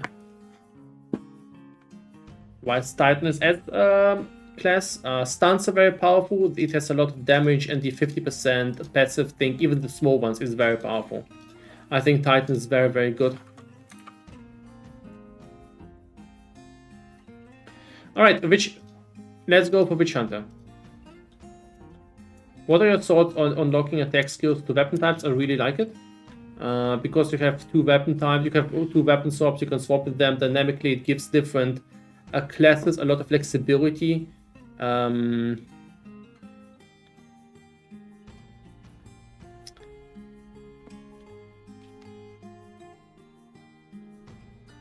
Alright, Weapon Master. I really love this node. 20 passive skill points become weapon set skill points. I think this is amazing. But it's one of those nodes that will be not very useful at the start. So I think once we actually know the best combinations, so let's say you want to go for like a bow grenadier. I think there's a lot of potential there, but the problem is without actually playing it first, it's very hard to actually do it properly. Pitiless Killer is a bit so overall I really like it because it's very effective. Enemies at 30% being cowed is just nice. Magic enemies being cowed at 20% also nice. Rare 10 and unique at 5 is also new things. Overall, it's not amazing. The threshold are checked before the damage of the hit is applied. This actually sucks. Yeah, I wish it would be after the damage is applied.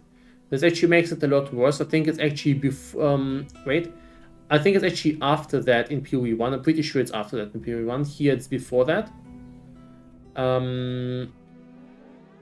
Decimating Strike, I am a little bit on the edge here. It also should be noted there's other ways of obtaining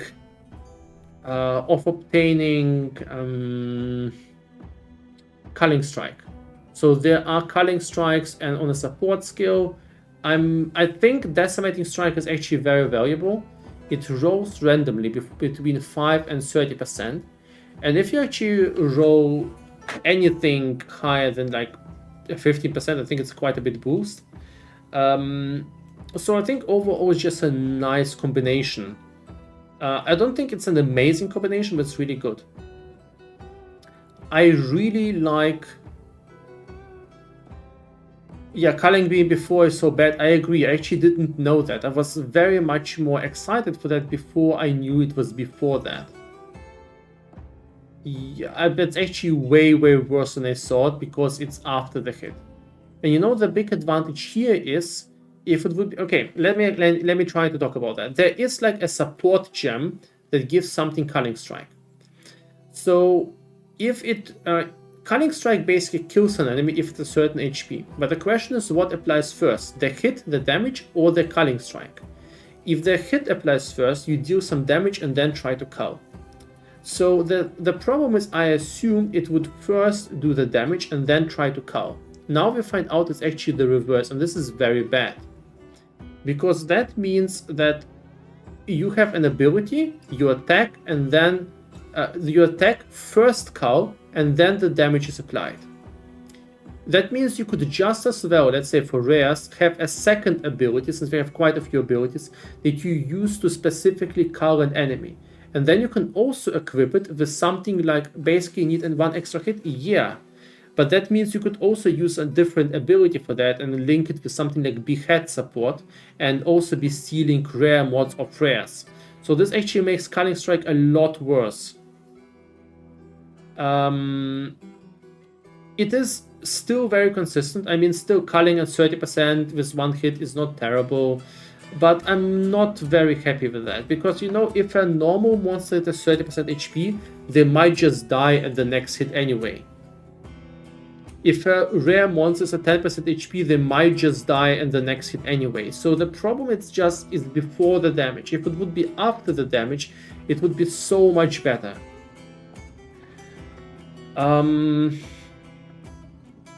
You think it won't count as killing blow for behead? Of course it will count as killing blow for behead. But what I mean is, if you have a dedicated culling skill, it would probably be, in this case, actually a little bit superior. Right, Decimating Strike is actually solid, but the problem is it's behind Culling Strike. Then we have Concentration. Actually, Concentration is really good. I think Witchbane is one of the best skills out there. I think one of the hardest things in PoE 2 are bosses. How do I know that? I played PoE 2 during ExileCon in the LA info, and the bosses are brutal.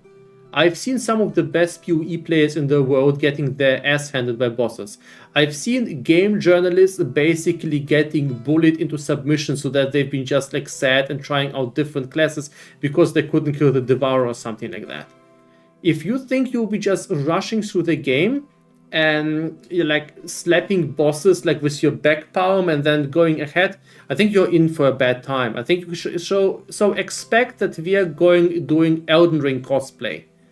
And those petty ambitions, this flame needs to be squashed, guys. We are about to do some corpse runs. We are about to experience what it means to learning the freaking thing. So yeah, I think Witchbane is really good. It will give you time to learn things easier. Enemies won't spam their spells quite as much. You have a lot higher survival with Witchbane. I think the one thing that should be said about 2 and 3, it's automatic. There's like really nothing. It's really a completely automatic. 2 and 3 might not always be ideal, but we are not game journalists, so yeah. But there was also like people like Ben, Zizaran, and Lily, and none of them had like the best time as far as I remember. I think Ben is actually quite decent at the game. I mean, the game has been changed quite a few times, and they've probably reworked many things in between, and you know.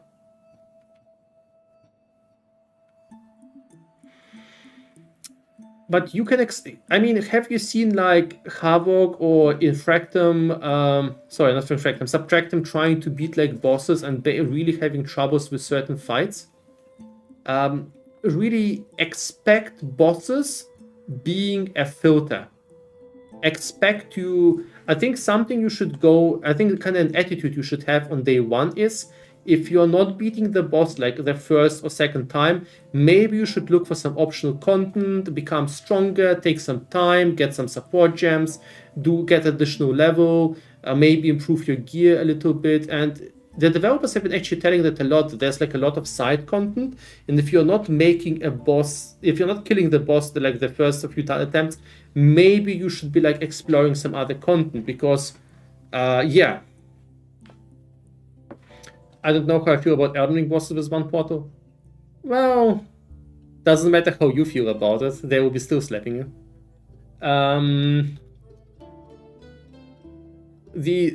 I think PoE 2 is unapologetically brutal, and I think this is kind of part of the experience there. Honestly, I feel much more prepared at some point, not now, to try hardcore PoE 2. Because PoE 2 feels a lot more like every single encounter is hardcore anyway. We have much less life differences, so that it much more comes down to how well do you play the game.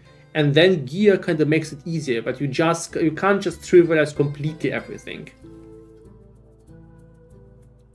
And how about you die repeatedly till you beat the boss and get better at the game? This also works. But you know, you might also try to improve your gear. But it also works. Anyway, I think Witchbane is amazing. I think Witchbane is really good. So the whole fact that they basically can have 50% less recovery rate and will use their their best attacks 50% less. I think this is amazing. You know, this will help you survive so much. So, I mean, think about something. Okay, close your eyes. Think about the Cirrus boss fight. Think about Die. Think about Maven using her memory game. Think about, you know, Shaper slams and special abilities. Having the ability to have less of these hard things gives you more time to learn these, gives you more time to breathe, and I think this is good. Now, I don't expect every boss in PoE 2 to basically dish out a waterfall dance at you. I don't think it will be like that insane, but I think it still is a very good note, and this also gives you more room to actually deal damage. Now there's No Mercy, and No Mercy sounds pretty good because it deals up to 30% more damage based on their missing concentration. But it's hard to kind of fit it in, and we'll talk about that in a second. Because I think pretty much every single player will want to have 8, which is Zealous Inquisition. I think it's one of the best nodes in the game. Basically having 10% Explodey that deals a ton of physical damage, a ton of their life as physical damage. And this double chance against undead and demons is amazing. We've also seen the AoE, and the AoE is great. Also, the visuals are great. I think every single witch hunter will want to have 8 first. I think 8 is so good. And this kind of creates the issue that I don't really like 6. Now, I don't know if 6 can be activated and deactivated without going into any menus. 6 is good in some cases, but bad in others. I'm not a big fan of 6. So you kind of end up with a bit of an awkward situation, which is very annoying because you can go 4, 5, and then you can go 8 and maybe 2, or maybe you can go 4, 5, 8, 1, or you can go 2, 3, 4, 8. So I think 2, 3, 4, 8 is probably going to be the most popular combination. 1 is amazing if you actually know what to do with 1. Then you can go 1, 4, 5, 8. I think pretty much everyone, I think kind of like half of the appeal of going Witch Hunter will be going 4 and 8. I think the 4 and 8 is pretty much more or less pretty much a must-have. 4 might be real bad, maybe. I think 4 is actually really good. I think 4 is actually really, really good. I think 4 is kind of 4 and 8 are basically your core tools. 4 makes boss fights a lot easier, and 8 makes clearing a lot easier. I think this is the reason you go for that. 8 basically becomes really great when it comes to trash clear. You can drop 8 for bosses and go 2, 3, 4, 5. So if you just want to fight bosses or you have other sources of clear, you can go 2, 3, 4, 5. So if you just want to maximize the damage. Depends on how expensive the rerolls are, but there's a lot of potential. I don't think this class is outstanding. I need to tell that. I feel like this is not the best class, but I think it's one of the most consistent one. So let's take a look at our results so far. So first of all, we have the Witch Hunter. Oops. First of all, we have our chart when it comes to the clarity there. 1 second. I think Witch Hunter is actually on a higher level of clarity, so we know most of the things about the Witch Hunter. The only thing we don't quite know is how the barrier behaves, but I don't actually see people using barrier a lot. So I think kind of Witch Hunter is a high security choice. If you go Witch Hunter, I don't think you'll be regretting that. Pretty much everything about it is very understandable. There's very little risk. And basically, the further something is to the right, the lower the risk on it is. As in, for instance, for Chronomancer, my opinion is it is pretty much mathematically provable to be very bad, in my opinion. It's just, I'm very actually sorry about it, because this is such an exciting class. You know, it would be so much better if you had like more access to useful cooldowns, or if there would be something else there. But I really just, it's very clear it's not really great in my opinion. Maybe I'm completely wrong there, but I would be very surprised about that. Maybe just one Gemling combination with some unique, and I don't not counting uniques here because that's kind of a special case. But yeah, I think Witch Hunter goes to solid B tier. Could be close to A. I think Witch Hunter is actually very good. I'm definitely gonna rank it higher than Infernalist internally. So I think Witch Hunter is actually quite good. How is Chronos so high in clarity but low on the list? Well, because it's very, in my opinion, it's not a big mystery. So clarity means how much do we know about it, in our opinion. How much risk is there? And I think there's very low risk in Chronomancer. I just think despite the risk being low, it's just not good.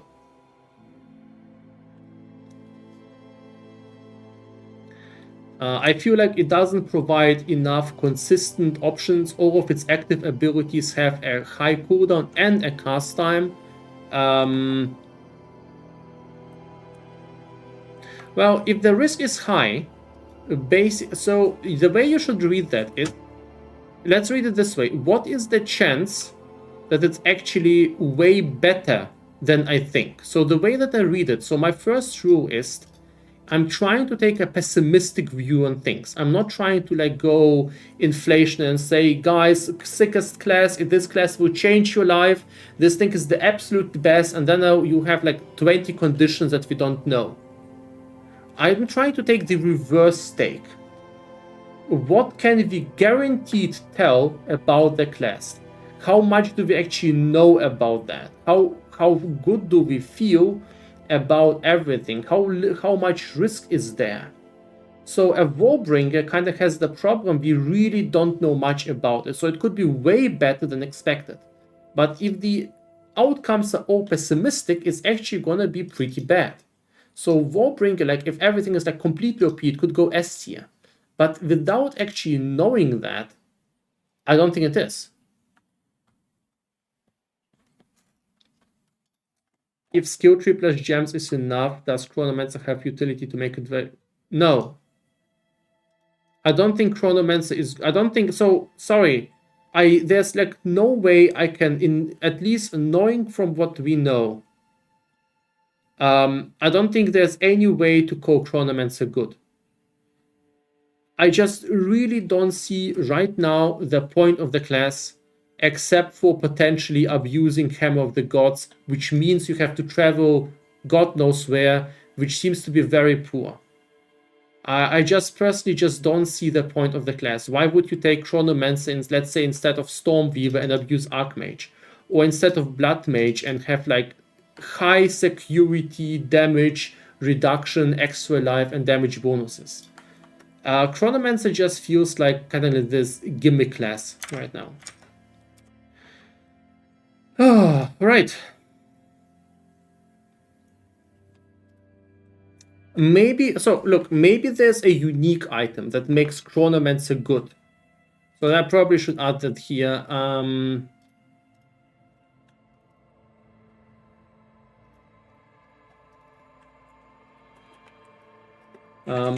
not considering unknown uniques. These can always change everything. Right, because I don't even know how to consider that. Uniques. Not considering unknown uniques items. This is always kind of like a wild card. Alright, Gemling Legionnaire. It's very interesting to hear that there are so many opinions on the Gemling Legionnaire, and it's very interesting to see how many different views on that there are.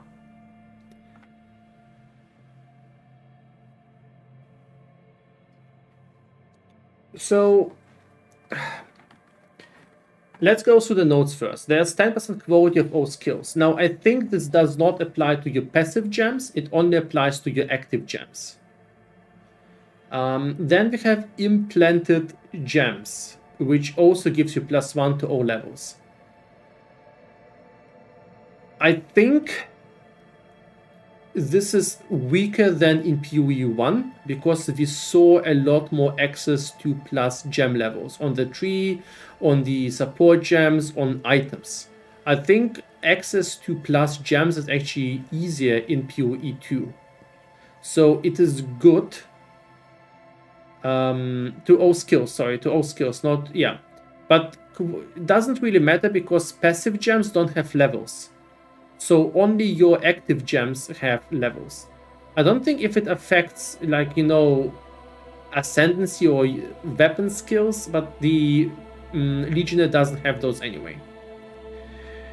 Then we have advanced thaumaturgy. Advanced thaumaturgy is a little bit of a question mark. Advanced thaumaturgy is a little bit of a question mark. We don't. So if this thing affects reservation costs, this is actually very, very powerful. If this affects reservation costs, it's very powerful. Hydrate, that's actually a good idea, thanks. Is this a Disco Elysium soundtrack? Yes, it is. One of my favorite games. If this doesn't affect reservation costs, it's actually pretty bad. Usually GGG says costs and reservations. They're actually very, very verbose about that. Usually they either say reservations or costs and reservations. I personally don't think it affects it.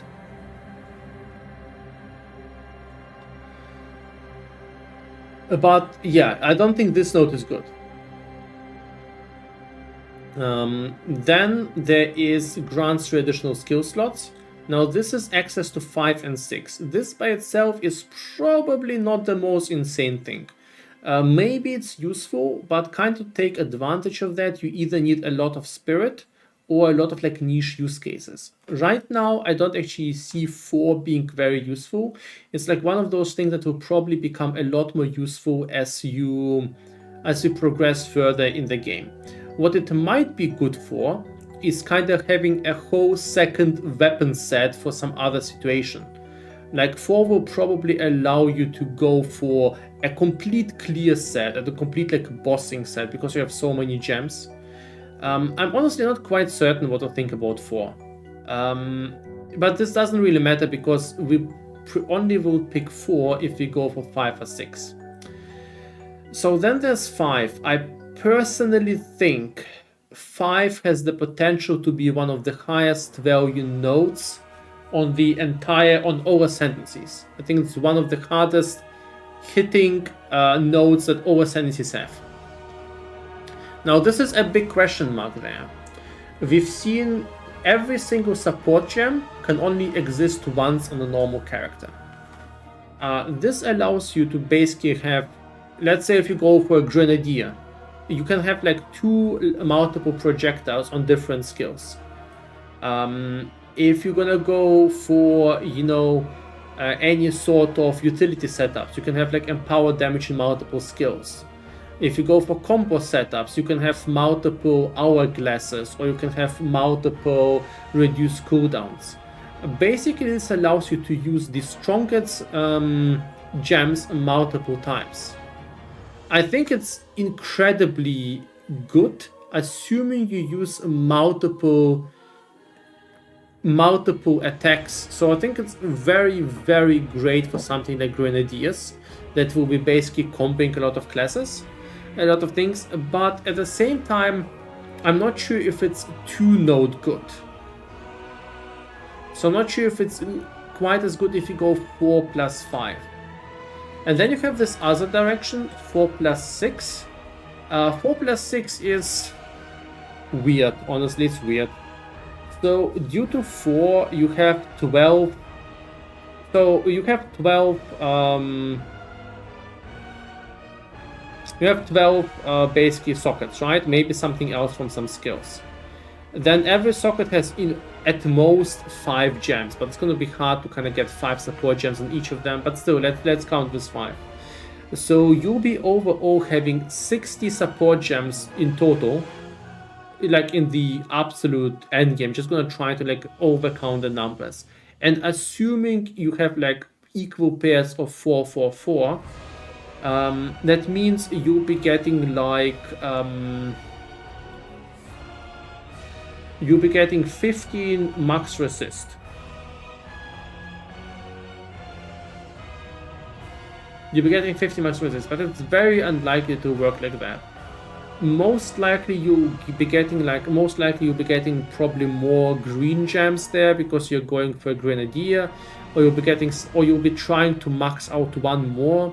So I think there's a lot of potential there if you want to max out a specific resistance or have some sort of conversion there.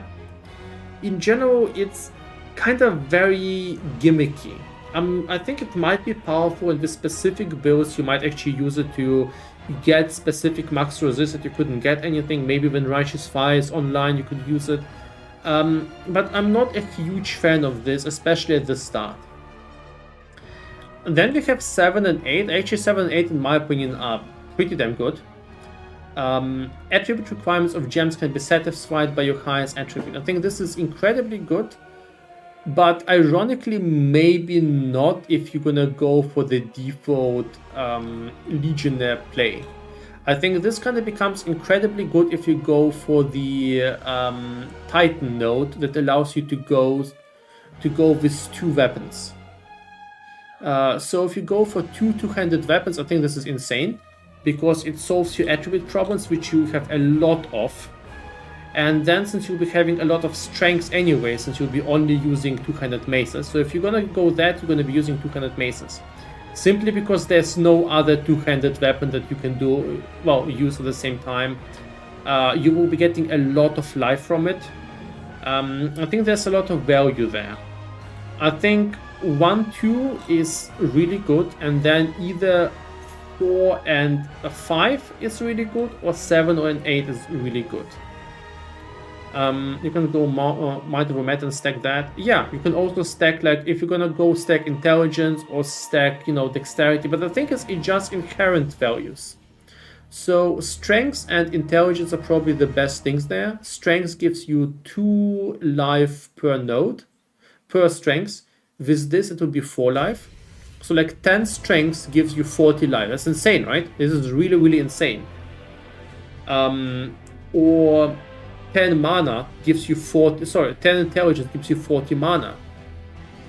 And I think it's quite powerful. But I think this is more on a late game approach. I think realistically what you're gonna do is 1, 2, 3, 4, 5. And I think in most cases you'll actually be much better off there until you have like very high, a very good equipment. Now the thing is, 1 and 2 is very, very powerful. 4 and 5 requires a lot of knowledge, and even then 1 and 2 power level is very high, but I don't think it's actually quite as powerful as other nodes. So let's compare like 1 and 2 to something like a Blood Mage, or 1 and 2 compared to something like Stormweaver. I can't in all consciousness tell that this is stronger. I think it's very powerful. I think it's very, very solid. Why is it not stronger? Well, because take a look at Demon Form. For instance, Demon Form, the bonuses Demon Form just gives you are very intense. Take a look at Titan. 50% to all small passives probably is stronger than that. Take a look at something like Blood Mage that basically gives you insane crit. I think just the magnitude of things this gives you is a lot, but I don't think it is quite as much as a lot of people expect. I think it's just very, very good. I just think it's kind of like very good, but it's not like S tier good. It's not quite as good as you expect. And everything else is just, in my opinion, worse than 1 and 2. So you have combinations like 4 and 5, which in my opinion is very good. I think 5 is probably, so I'm actually kind of thinking 5 is the best note here, but 4 is not good.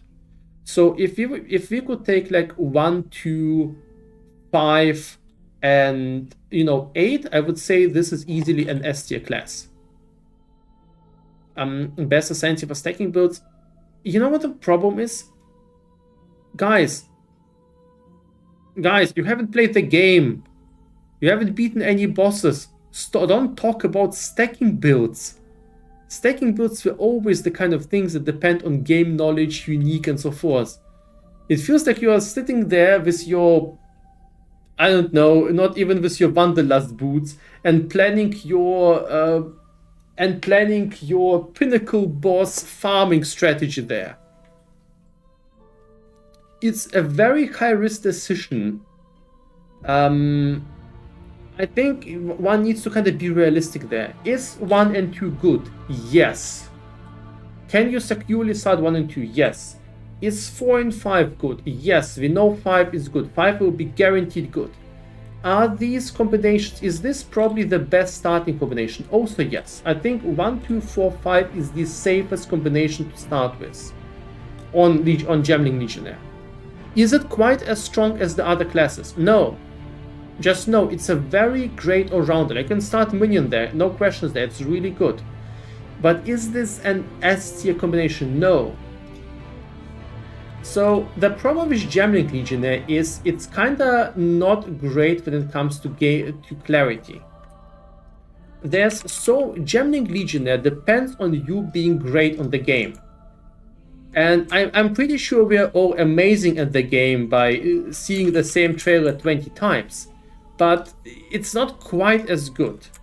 I think we just need to play the game quite a bit more, and then it will either be a lot better or a lot worse depending on this knowledge. I can't, in all honesty. So I honestly think Gemling Legionnaire is very good. Definitely, I think it's very good, but I just don't see it being S tier. And honestly, I first thought it's S tier. But I don't quite... Wait, where is it even? Where did I put the Gemling Legion? Oh, there it is. I first thought it's S tier, but the more I thought about it, I've been estimating 3 and 7. 3 and 7, I don't think we are. I think 3 is pretty bad. I think unless 3 applies to reservations, 3 is pretty terrible.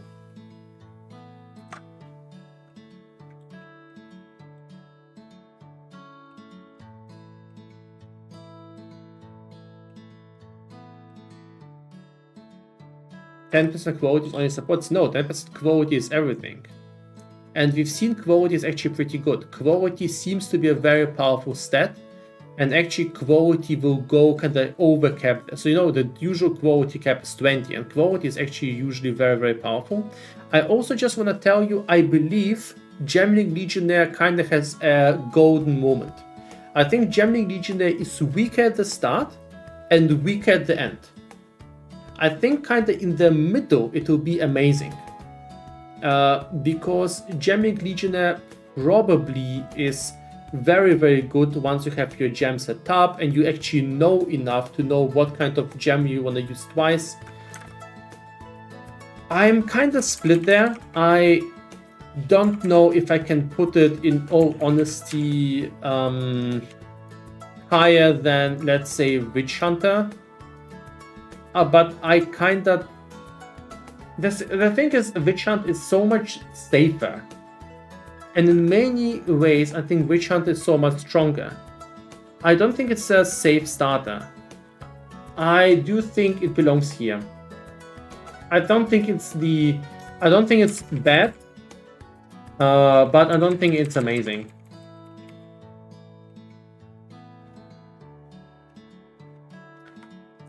It's low A. I don't think it's low A. I don't think it's better than Stormweaver. Stormweaver is a very good ascendancy. So first of all, I'm not calling B. So let's actually describe this. Amazing. Very good.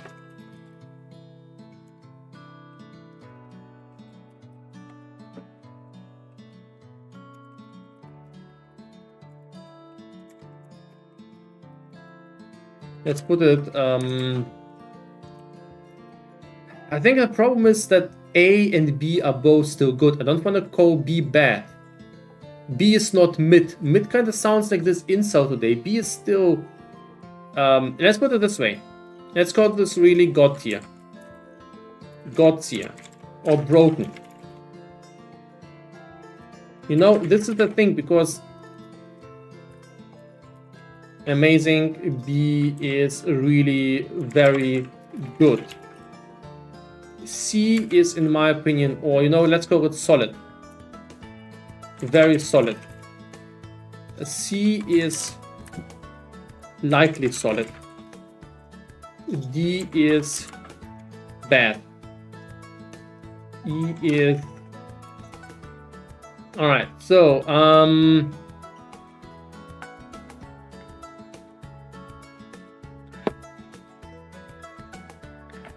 we do need to meme a little bit, right? So, no, D4 is E tier, guys.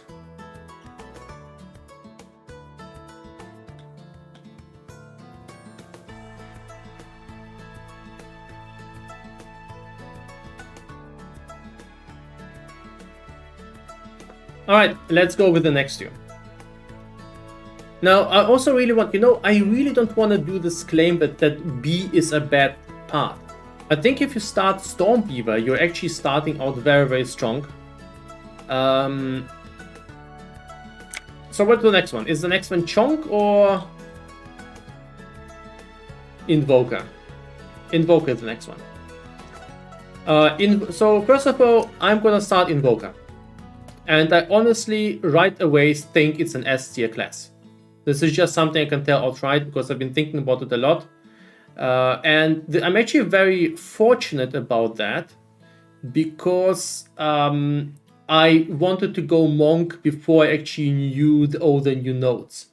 Because I kind of wanted to go for Invoker and felt like, well, this looks really, really cool. Right, so let's talk about that.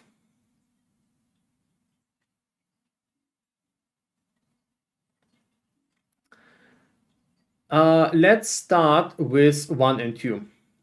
I think 1 and 2 are both... So here's the problem. 1 has a problem. We don't know how easy it is to acquire such a body armor, and we don't know what kind of limits we have on this body armor. That being said, I think 1 is still very good. There is a lot of strengths. Now, someone can say, well, you can still just get, you know, like a spirit from scepters or from your runes or from your amulet. And you would be right.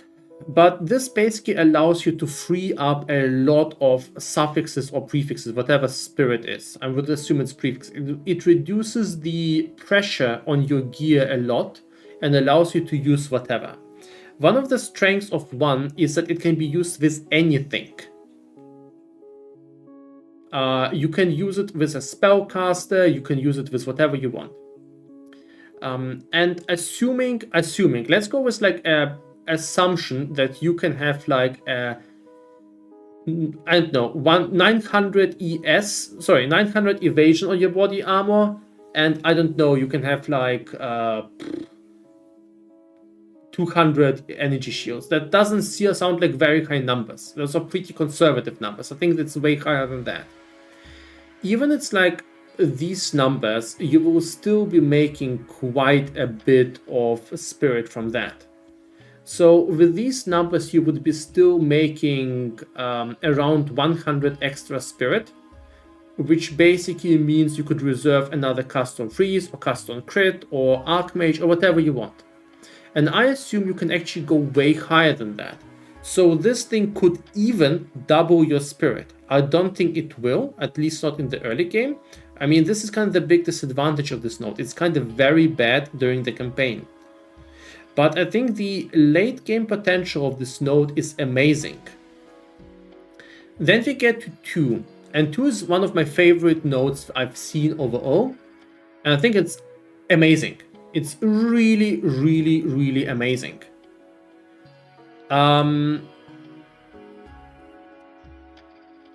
Because evasion builds traditionally always suffered from having a problem with tolerating the hits they take, and often suffered with like frequent small hits, or would get like one shot, or wouldn't have any proper solution for physical damage reduction. I think 2 solves all of these problems very, very solidly.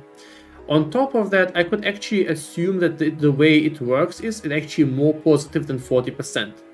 So you would go like from 60% evade chance to like 50% evade chance, but at the same time you would acquire like a 50% damage reduction against physical, which would be amazing.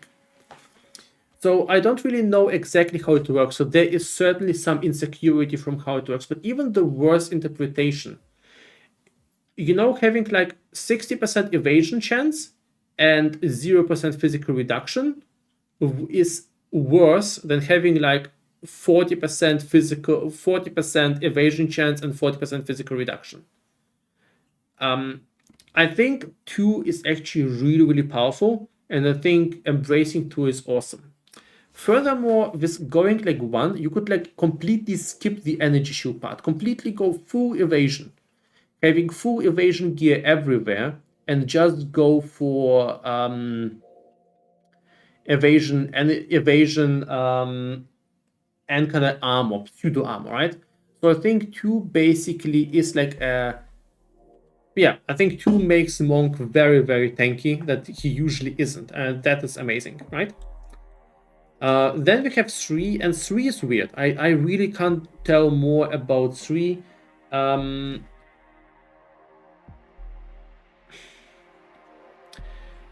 So if you go 1 and 2, you probably don't care about 3 anyway. Channeling Phase is Choice gives you the meditate ability, so it might have the use case for energy shield based builds in boss fights. So I'm pretty sure many boss fights have like phases where you won't be attacking, where you'll be taking some range, or you'll be, you know, just having like a moment in between where you're not attacking. You can maybe like do this mini channel. You could maybe even use like something like cast on channel there, but overall it feels gimmicky. I'm not sure how good this really is. I maybe there's like some gimmicky stuff, but this is not something I would take at the start. It looks just bad. Then there's 4 and 5. And 4 and 5 are both very exciting, but I'm specifically excited about 5. 5 has multiple things that just work really for it. So creating a shocking ground means you have a guaranteed way of shocking your enemies, also like boss fights and so forth. Even if you're using lightning damage just as a use case. Now this assumes something that I believe is actually, we know that there's 2 ways to, well, I know that there's 2 ways to generate power charges with shock. There is Siphoning Strike that strikes a target that is shocked and generates a power charge. There's also this node on the tree which gives you 20% chance to get a power charge when you strike a shocked enemy. Both is really easy to trigger with this thing. Even if the second thing doesn't exist, Siphoning Strike will still trigger there. On top of that, shock by itself is a very good effect. And on top of that, once again, we also have some very interesting synergies there.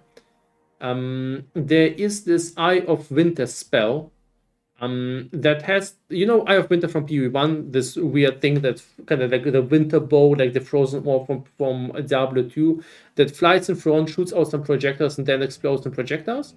And also applies critical weakness for some reason in PvE2. This also has some weird interactions with ground effects, which make it stronger. Now, I've been eyeing this thing ever since they talked about critical weakness, and this looks really, really solid. Now, I don't really know how it works with the ground effects. I've been initially going for this cast on freeze ice wall effect that they've shown, but this could also work with cast on freeze or cast on shock Eye of Winter, something like that. I think there's a lot of potential there. And then you can use the power charges for multiple high power skills that the monk has. You could either go for something like Flicker Strike, or you could go for something like this freeze attack. There's like multiple good power charge skills that all look very powerful. So I'm not personally sure if you would go 4-5 or 4-6 or 5-6. All of these combinations are very valuable. They all kind of depend on the specific type of build you're running there. Then there's also 7. 7 gives you more energy for your meta skill, so it could be like also 5-7 if you turn out to be using all the spirit there to generate like more trigger skills. And there's also trigger skill support on the tree, so you could have like something that just spews out cast on crit things all over, or cast on freeze or whatever it is. And finally we get to like, there's also the avatar form, Unbound Avatar, which basically gives you a lot more ailments. Once you gain Unbound Fury by inflicting elemental ailments with hits on enemies, once you reach maximum Unbound Fury, consume it to become unbound for a duration, vastly augment your elemental prowess. It's very random. I'm gonna assume it's giving you damage and chance to apply ailments and ailments effect, but we have to see it. It's kind of like a thing I'm not sure about, but even if it's bad, there's like many good options. You could go 4, 5, 7, all of these are great. Here's Avatar. Oh, it was leaked, awesome. Okay, 0.5, we know that. Gain Unbound Fury when you inflict an elemental ailment. With a hit on an enemy no more than every 0.2 seconds for each type of ailment. So if you just go for shock and freeze, and maybe you have like a little bit of fire damage, it should be fairly easy to gain that. 100 Unbound Fury, so like the Raider, I think. Cannot gain Unbound Fury where unbound. 40% more damage where unbound. 40% more elemental ailment build up while unbound. 80% more chance to inflict elemental ailment while unbound. Unbound duration is 8.7 seconds. And you can also give quote and something like increased duration there, right? It's pretty strong. It's pretty strong. Depends on how easy we can charge it up, but it's very, very strong. Can you gain Unbound Fury while in form? No, you can't. I don't really like these pendulum effects, like the stupid Chronomancer cast speed thing. I really dislike that. But this is really good. Because you can trigger it when you need it. I wish Chronomancer had this as well, you know. I don't know why Chronomancer doesn't get this treatment. Like, every time you cast a spell, gain like a time shard. When you have 50 time shards, or when you have 20 time shards, activate speed up, which would give you 100% cast time for 4 seconds. Why can't we have that? Why can't Chronomancer have good things? Why must Chronomancer have like the most terrible node of all? Why would you want 50% more cast speed every 12 seconds?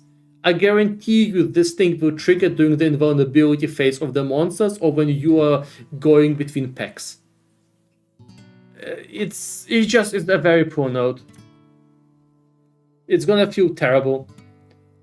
I'm not a fan of the Chronomancer. Anyway, then we get to 8 and 9.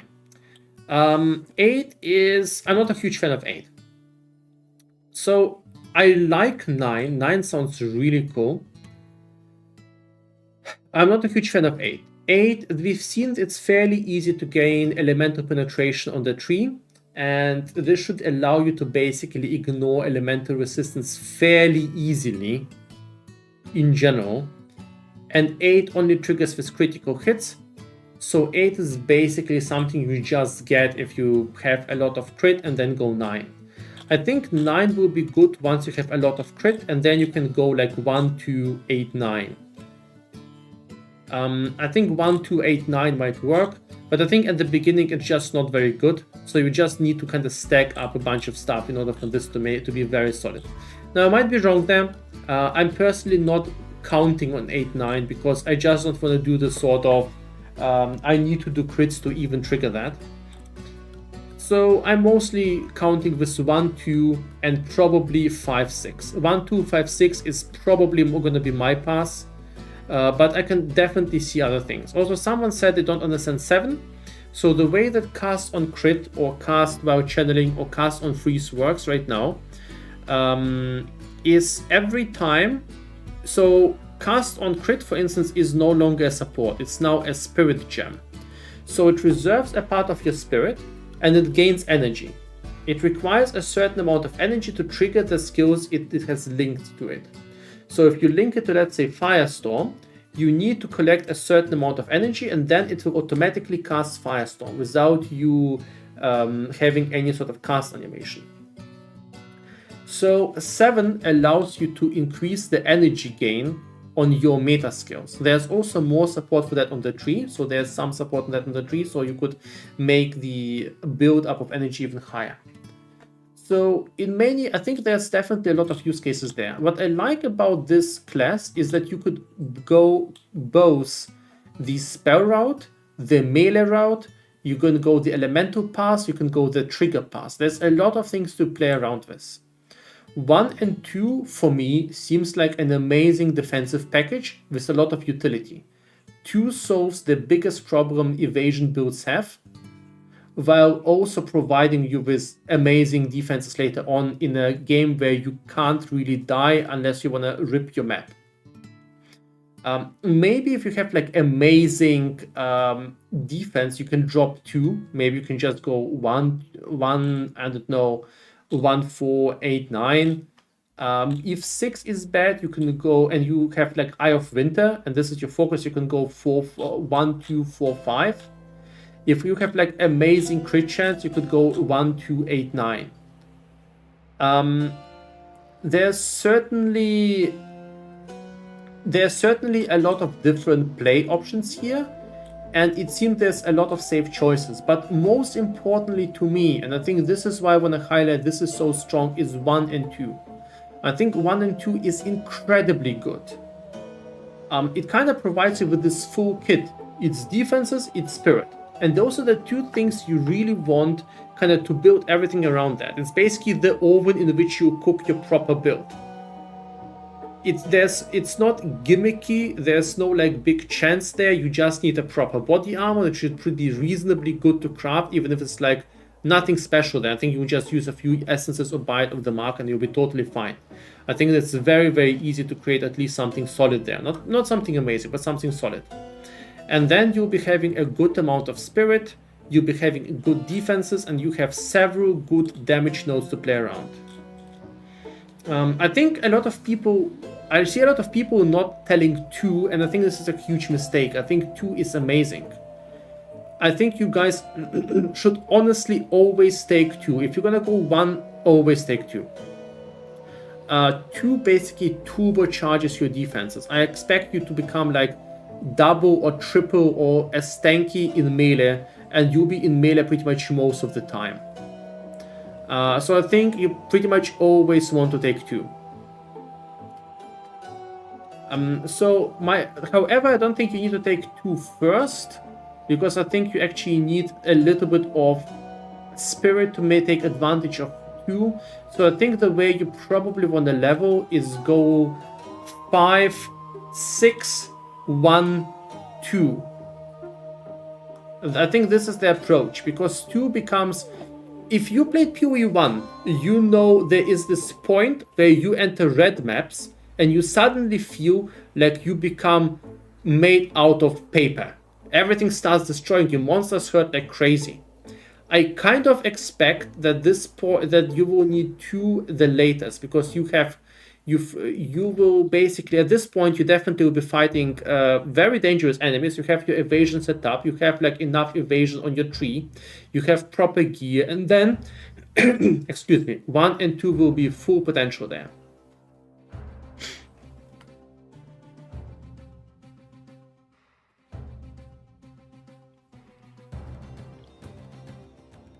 Yeah, that's the way I read it as well.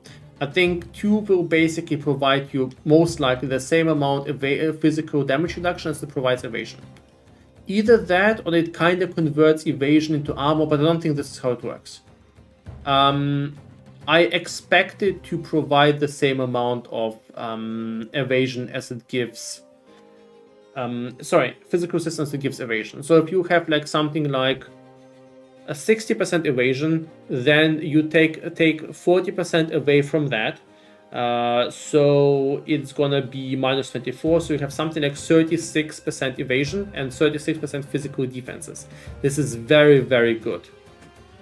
You think 5 is better than 4? I think 5 is better than 4 because I saw a bunch of ways to get power charges from 5. So I think 5 is a little bit better. And I think I've seen a lot of ways how you can trigger freeze and chill anyway. So I think 5 is better to generate power charges, which you can then use all of your monk-powered stuff. I don't know if it's true PDR or armor. Both cases are perfectly fine for me. If it's true PDR, it might actually be better if it's armor. But I think most likely it's true PDR. Because like I expect you to be fairly easily getting like 30 to 50% PDR from this, and this will basically mean you can pretty much more or less be able to nearly double your survival in against all kinds of big physical hits. Yeah, that's basically kind of my expectation for 2. And also 1 allows you to run Grace. I saw Grace somewhere, so Grace will help you to increase your evasion rating further. Yeah, 5, 6, 1, 2 is the order I would go with that. With all these things said, simply because this provides such a powerful package, in my opinion, Invoker is S tier. I would even go like that because we just found out that Titan, that the small passive thing doesn't apply to attributes. I think Invoker is really, really good. Now, Invoker is also on the higher end of the things we know. I think most of the stuff we know about the game are sufficient in order to play the game, to actually decide on the Invoker. There's some things we don't know, right? We don't exactly know how good Meditate is and how it feels. We don't exactly know about Elemental Expression. But I feel like these questions are kind of like later there. But in my opinion, Invoker is really good.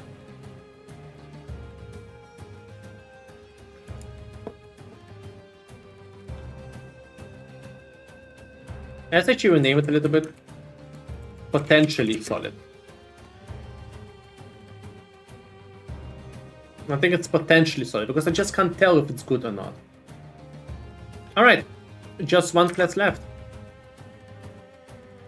The Chonk.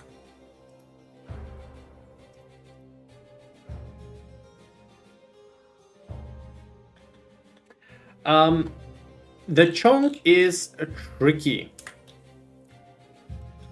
Why is the Chonk tricky? Because this whole darkness thing, this thing belongs into the garbages of garbage tiers. If there would be a tier below that... Wait, actually, let's create one.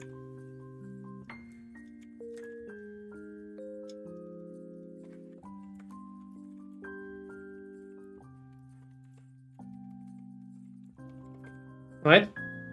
So we will go lower.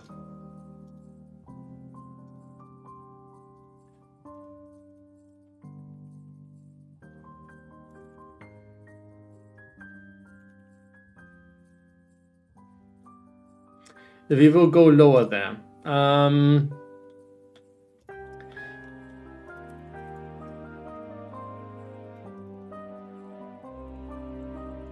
Darkness chunk. So it is the darkness chunk, right? Darkness chunk goes there.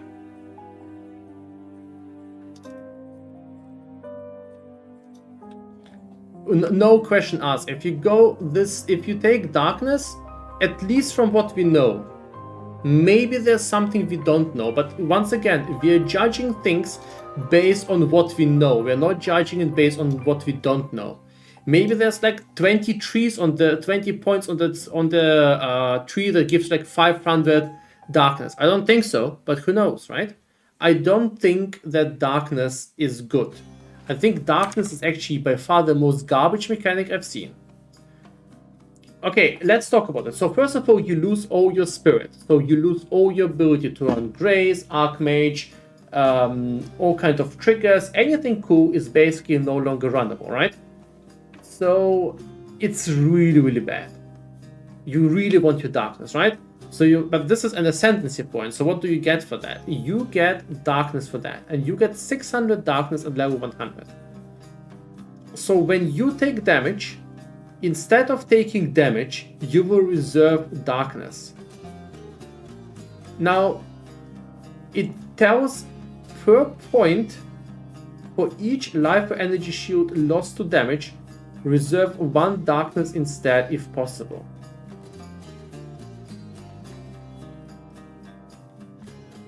What? So it's just like a worse version of energy shield that lasts 10 seconds. It's really bad. Either there's, so I'm actually gonna tell you, it's so bad, I believe there is something more to it. I think there's something we don't know, or something they're gonna change, or the numbers are wrong, or there's uniques, or there's something else. I don't see this working this way.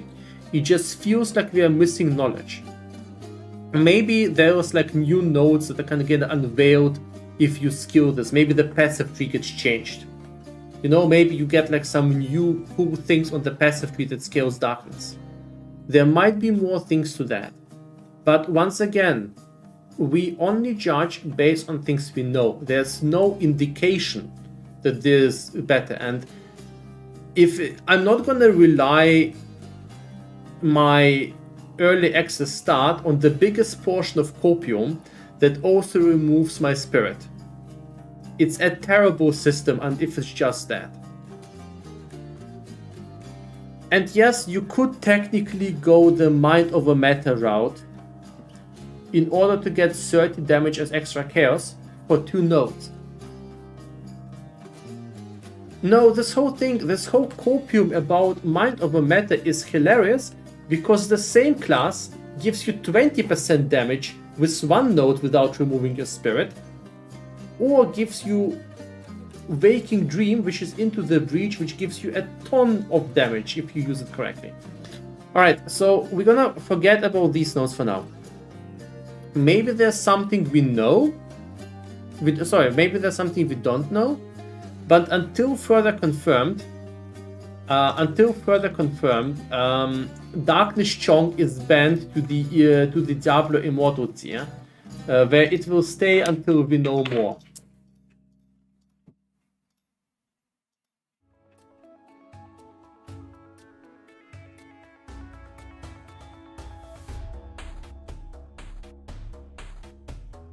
And until we know more, it stays there, right? Now let's talk about the other nodes, and the other nodes are actually surprisingly solid, like really solid. Let's start with 1 and 2. 1 is amazing. So it is something you only use on attack builds, but it pretty much solves your mana issues, and if you're gonna use some cast on crit Archmage stuff, it probably also solves your mana issues. Mana Leech being instant is just really, really good. On top of that, you can then go for 2, which basically allows you to have this whole energy shield protection for your Mana Leech, so it's really good. It is very, very good defenses, and it's very nearly competing with the Invoker. So you don't get the whole spirit package, but defensively, I think this is at the very least equal. It's very powerful. And it also allows you for some very cool trigger gameplay and mana gameplay. I think this is very, very solid. So then we have 3, which is kinda hard to judge. We had Divine Flesh in PoE1. If something like that exists, it's still great. If there's like useful conversions, it's gonna be good. I mean, just having an easier time capping your chaos resistance is also great. It's very hard to judge, but at the very least, it's very solid. It's a very solid node. It's not amazing. Then you have 4. So one option is to go 1, 2, 3, 4. 4 is on average like a 20% damage multiplier. I think it's 20 to 21. But more importantly, it actually provides you with a sort of big chaos burst occasionally, which might allow you to actually do some things which you can't do if you just make a lot of small hits. So for instance, it could actually be pretty solid as poisons, because if you trigger like one of these big hits, you can actually reapply a stronger poison you had before. So it might actually be stronger than this, than it seems. But it's 9.25, yeah. But it actually relies on you going for chaos, which isn't a bad thing. We've seen a lot of good chaos sources. There's ways to probably increase chaos damage with this one chaos totem. There's a lot of chaos support from what I've seen, so I think this is actually really good. And then we have Waking Dream, and I think this is very easy to underrate, but I think it's amazing. It's really, really, really good. So we saw the stats, and it spawns a flame around you every 1.33 seconds. Now, if you're gonna go Waking Dream, you basically need to go Lucid Dreaming as well. There's no real other choice there. You basically go for both or neither, right? These flames spawn every 1.33 seconds. The way you should probably play it is ignore these flames until you want to pick up a whole bunch of them. So let's say you're fighting a boss fight. You're going to fight them for let's say 6 or 7 or 8 seconds, and then after 8 seconds there's going to be 6 flames there. Or let's say 12 seconds, there's like 12 flames there, right? Sorry, 9 flames there. Then you will pick all of the up at the same time. This will give you like healing, mana, it will give you a ton of stackable damage. So if you get like 3 purple flames, it's 32 damage, right? Yeah, no, wait, 42 damage. It's really, really good. Really, really solid. And the damage lasts 10 seconds. The flames disappear. The flames live for 20 seconds, I think. So, do we know the cooldown into the breach will be? There's no cooldown. It's permanently on. It's permanently on. It just spawns. It's not extra damage. Yeah, it's damage as chaos damage. It's a toggle. Creates a breach around you, allowing you to see nearby flames. It's persistence all the time. It's all on all the time. You are considered to be in a breach while the skill is active, right? A flame. So you get like a flame of Chayula every 1.33 seconds. Rage injected. Thank you so much. They fade after 25 seconds. You can also slap some quality there to make it a little bit better. So you're not gaining more damage until you hit 100% of damage as chaos. What? 1 second. Purple Flames to Chile provide a stacking buff granting 7% of damage as chaos damage for 5 seconds. Wait, no.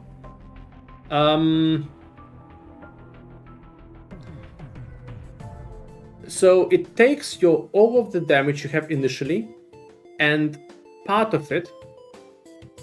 Wait, it's not extra? It is extra.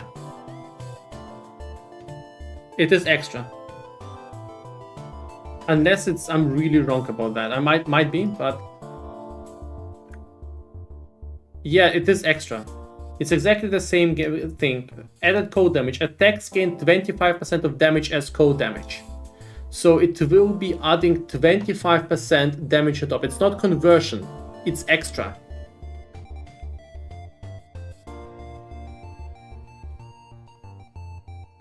You mean it's 140 extra damage with 14 with full 14 stacks? Well, you don't get the 14 stacks.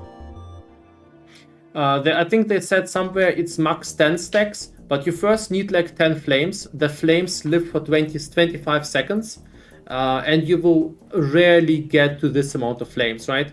So since only every third flame is a purple flame, you will get like to maybe 7 purple flames. But you know, the buff lasts 10 seconds. I think overall the average amount of damage would be like 30% damage if you pick up the flames consistently. But you will not be picking them up consistently. Think of it more as a turbocharge and less of a consistent buff. So the way that this probably plays, and by the way, I think this is actually amazing for all the... I think this is not only great on Monk, you could go like Poison with that or something like that. Because you basically can move and pick up the flames. This is also a very big fact. So if you can move and pick up the flames at the same time, I think it's going to be very, very nice.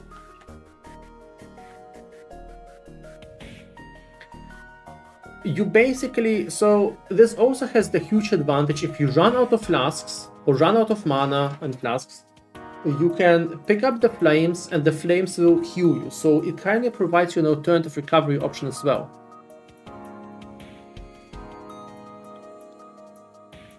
I wonder if the flames refresh their timer like charges do. I don't think so. I'm pretty sure the flames don't refresh your timer.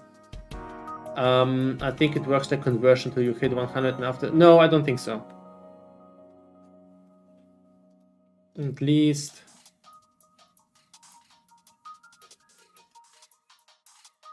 Supports attacks causing them to gain cold damage and deal less fire and lightning damage. No, you don't get 140. You will never get 140% damage. It's very unlikely for you to get 140% damage. For that, you need enough purple flames.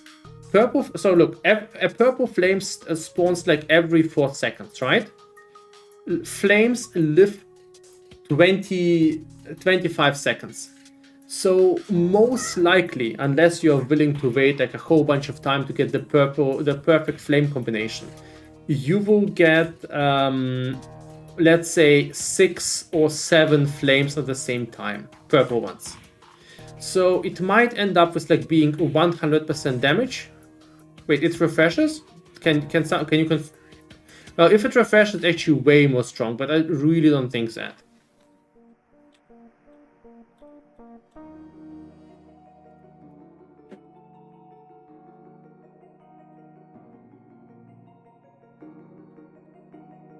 If it refreshes, it's actually much more stronger. I would be surprised if this refresh. It's in the video footage of the Charamok. I don't think you can see if it refreshes on... Okay, let's actually take a look.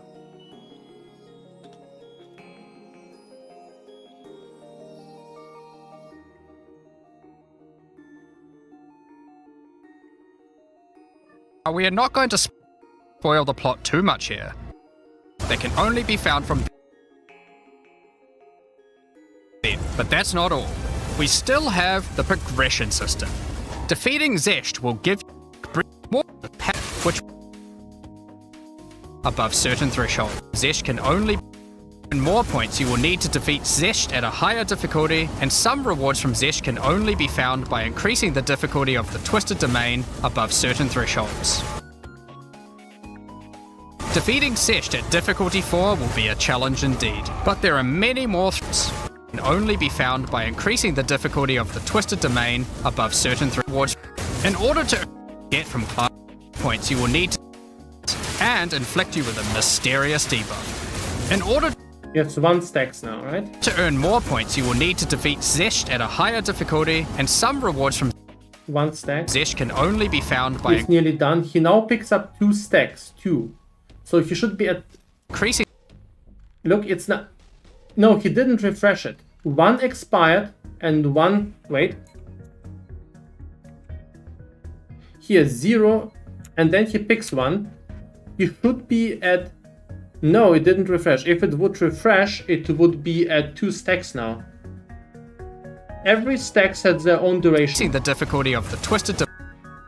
Yeah, every stack should have two I don't think every stack should probably have their own duration. I'm pretty sure about that. Well, if you have a confirmation refresh, it actually makes it a lot stronger. Now he has 3, yeah, because he picked up a third one. There were 3 flames he picked up.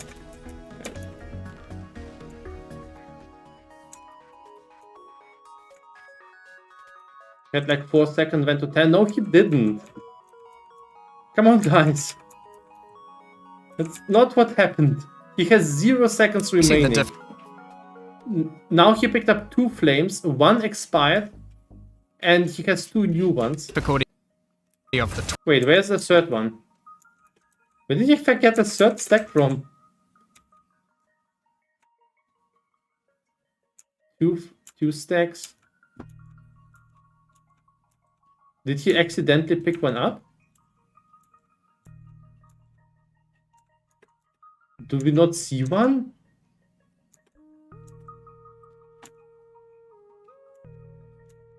He got one here. Did it spawn on top? I think it spawned on top of him. Look, it's visible there. I think it just spawned on top of him. 2. There, you can see this purple flame for a second. I think it spawned on him.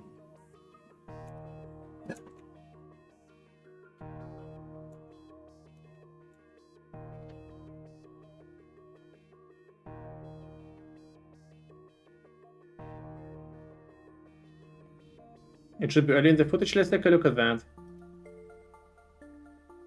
Instead, the Acolyte of Chayula can exchange their mastery of spirit for darkness, a resource that can be utilized to both absorb and deal damage.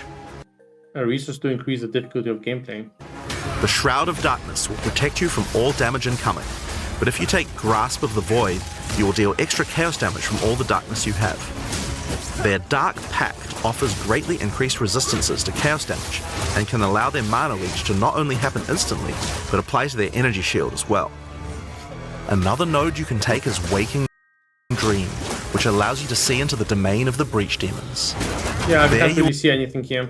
You'll see the Flames of Chayula that can be taken to gain life, mana, and damage. Anyway. Yeah, so in general, I think this node... So in general, the way that I would assume this node works, like any sane assumption, is that the buff lasts 10 seconds with both Ascendancy nodes. So you need 2 nodes to get it.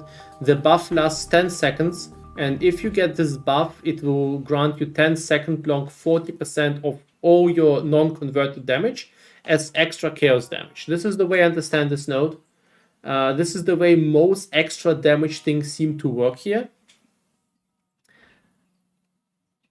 Now, maybe I'm wrong about that, but I really don't think like something like added cold damage converts instead of adding damage on top. I'm pretty sure it is added damage.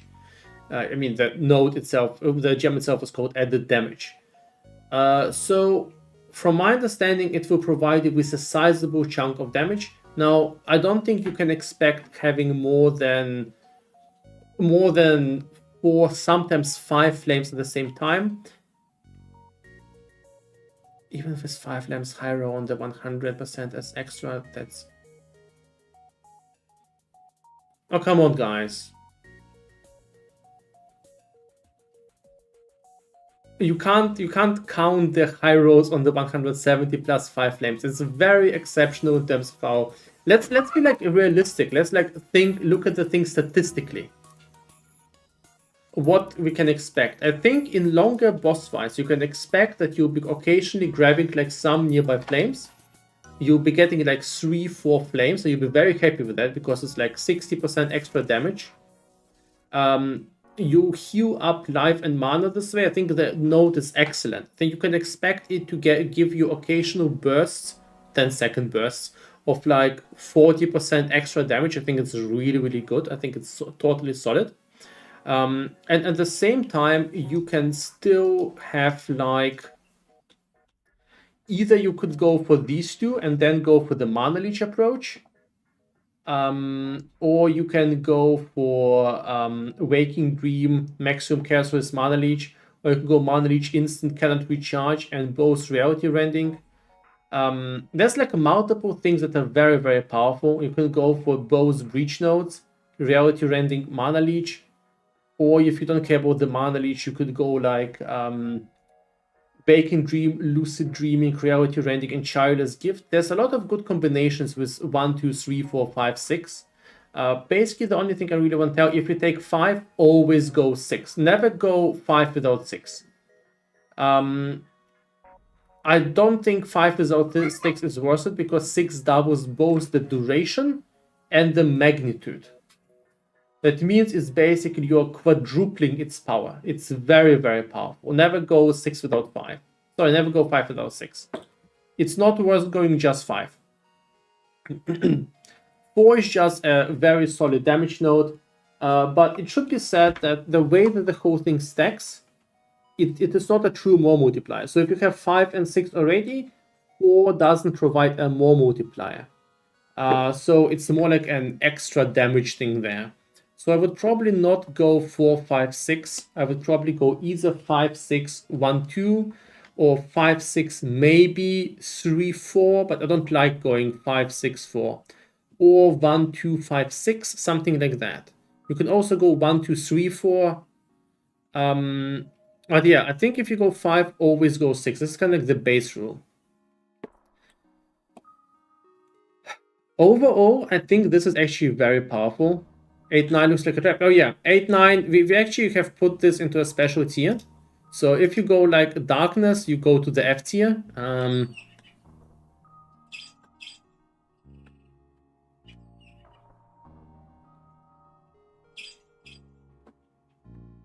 Kimchi is going crazy there.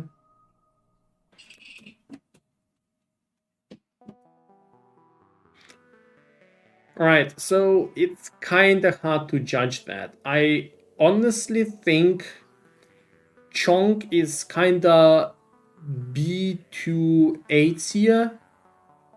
It might be even amazing tier. I think Chonk has a lot of advantages that are very, very powerful.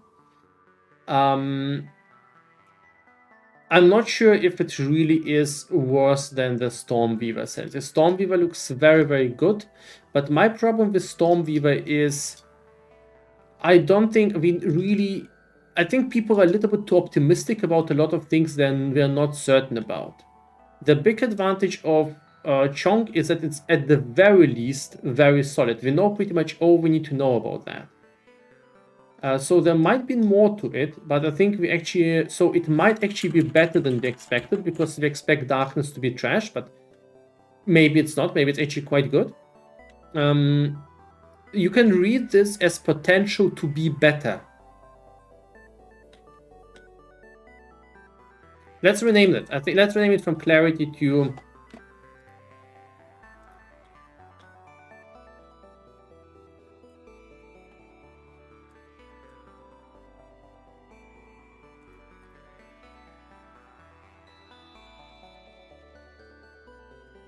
let's rename it like that, right?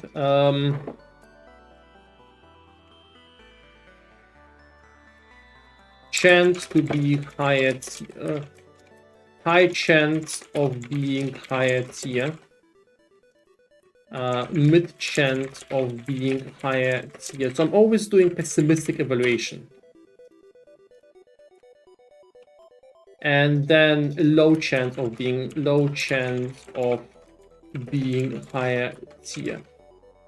For instance, I very much expect Stormweaver could be like A or S, but we just don't know enough about that. It might just be B tier. I don't expect it to be worse than B tier. This is kind of the way I evaluate that. I can imagine something like Deadeye being actually better than A, but I don't really think that. I know with the Titan doesn't really work this way. But for instance, the Invoker already is, in my opinion, really, really good. The Blood Mage could be like an S tier, right? So, okay, I'm gonna move Chonk to A tier. I think this is kind of the way I see it. Alright, this is your go-to tier list, for my opinion, and I'm pretty sure I'm wrong about half of these, but this is totally fine. What are you thinking with Invoker? I think Invoker has the best defensive package of all classes. They can like the outright defensive spirit package. The nodes that grant you evasion as armor are amazing. The evasion as a spirit is amazing. and then it provides a whole bunch of powerful damage tools that could be used on a caster, on a melee setup, on a trigger setup, and all of these seem very, very powerful. But I think the most important part about the Invoker is the high confidence that the nodes 1 and 2 are really good. It's kind of the same thing with Titan. I have a very high confidence that his stun nodes and his passive effect nodes are very, very good. Infernalist has best defense stuff. Infernalist has some very, very solid defensive things. I think Infernalist could be really good. But Infernalist, every single node comes with a downside. And we have like some questions like how easy can you anoint? How easy can you anoint, for instance, the fire damage is protected through physical damage node? I still have quite some uncertainties about this. So as you can see, Infernalist has a very high chance of being higher tier than I expect. So this kind of means this is very important to actually review this approach. So I'm trying to always have a pessimistic approach, and knowing everything, I'm not sure Invoker, I can't give Infernalist a high confidence of being actually really solid. Can you give a summary on Blood Mage given the high crit view? What would you say is the downside? Well, Blood Mage is already incredibly high on A tier. But the problem is Blood Mage. So my biggest problem with Blood Mage is that Blood Mage takes a whole bunch of time to get going. Blood Mage needs actually to crit quite a bit, and even to get the crit node, you need to invest 3 different things there. It's not quite clear how good Spell Leech is, because there's like, it depends on you making one single big kit, and depends on the Spell Leech, the leech resistance that enemies have. The whole bleed thing is a big unknown. It's not quite clear how much ES you can get on body armors. And there's like a few unknowns there. I think Blood Mage is amazing, but I think it will take you a while to get it really going.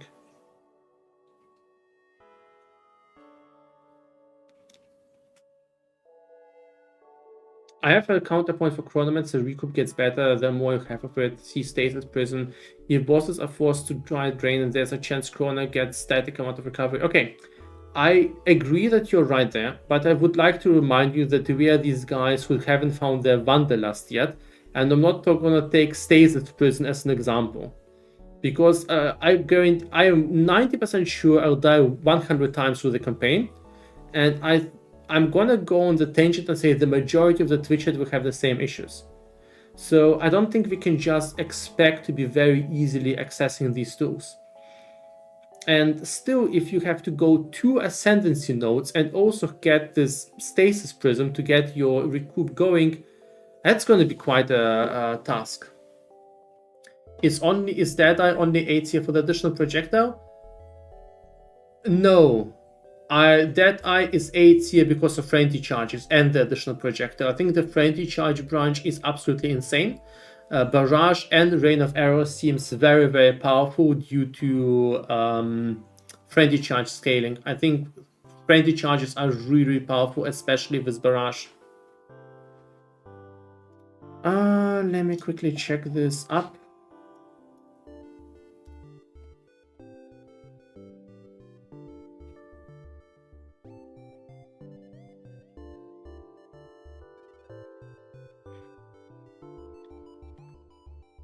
More endgame for Blood Mage then? Yeah, I think so. I think Blood Mage might be one of the best classes out there. I really like it. I think Blood Mage has an amazing endgame. The life overflow, the crit stacking, the defenses are very good. It seems really solid to me. Is there a chance Hulking form from Titan only applies to Ascendancy nodes? No, we already know, someone confirmed that. I hope it's correct. It applies to all small nodes, but not attribute nodes. So like every single time you get like something like increased damage, increased armor, anything of that, this applies, this works. What is Gem Legionnaire on the Merc? What? I didn't get the question, sorry. Pathfinder Beast feels super accurate. It reminds me of Juggernaut, not the strongest. Yeah, Pathfinder, I actually was very inclined to put it in A. I think it's, but as you see, Pathfinder and Stormweaver are one of those classes, these three. I actually expect them to overperform, potentially. But I expect them to overperform potentially. But it's just hard to say because there's quite a few unknowns. Why is Titan S tier? I think stun is one of the best mechanics in the game right now, and Titan will be stunning non-stop and be dealing a lot more damage on stun. At the same time, so it makes a lot of things safer simply because your enemies are just not doing anything because they're either stunned or dead. And Titan also provides 50% stronger small passive nodes, but not attribute nodes, which does make it a little bit weaker. I thought it would potentially boost up the attribute nodes as well, which gives you just a whole bunch of useful stats that you would want anyway. Also, everyone will be jealous of your girthy stack because do you remember Affliction? Those 20 slots are very nice. They don't get filled up first. You'll be enjoying your extra inventory space. That doesn't actually contribute to the S tier, but more to the style of the class. What classes you most eager to actually play in early access? I'm gonna start on an Invoker. Not just because of the S tier, I wanted to start on a Monk, and it so happened I was looking forward to either Chonk or Invoke, and it so happened I really like what the Monk has to offer.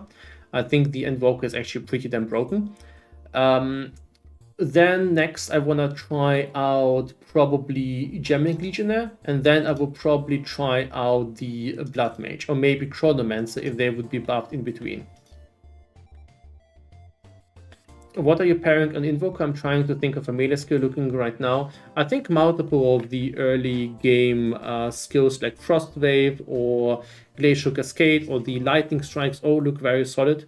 Late game, you most likely will want to go something like Flicker Strike, and then you will always pair it up with like 1, 2, 3 different support skills. It could be like the Bell, it could be like Hand of Chirula, it could be Siphoning Strike. I think Monk has a lot of very powerful options.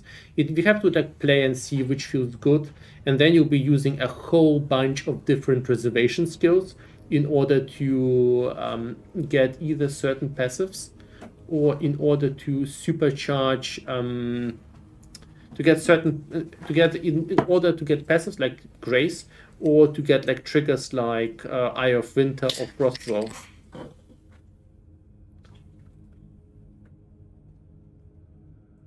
One second.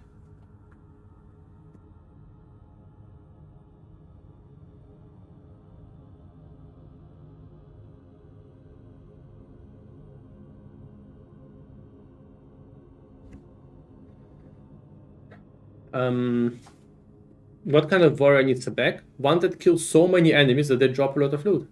A successful one. I'm excited to see how P1 players react to this being viable. This was just something I learned during my playtest of PoE 2. Stuns are incredibly valuable.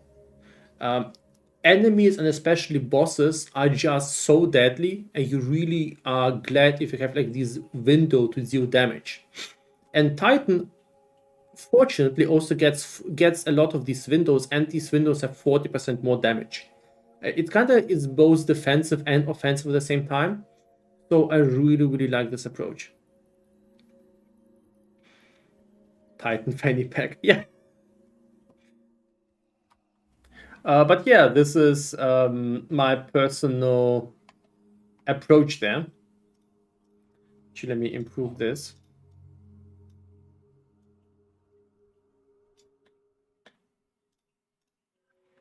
I'm gonna do kind of this arrow approach instead.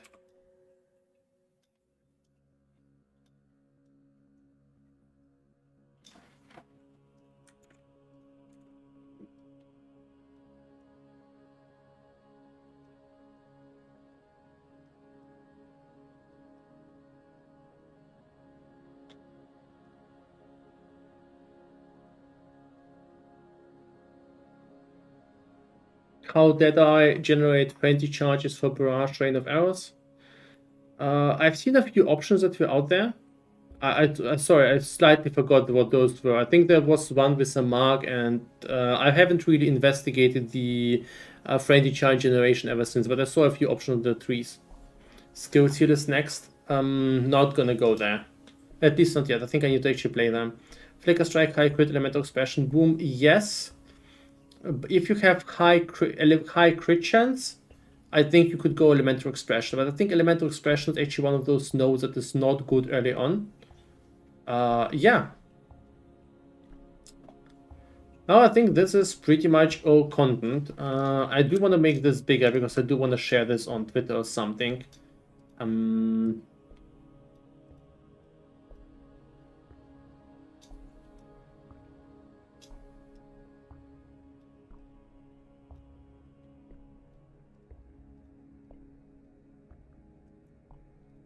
I need to make this bigger because it's a really important factor.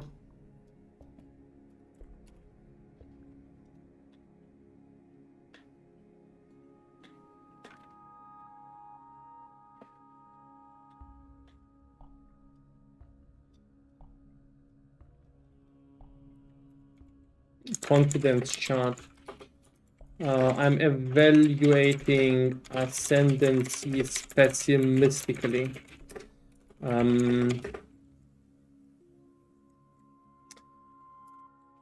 Pessimistically.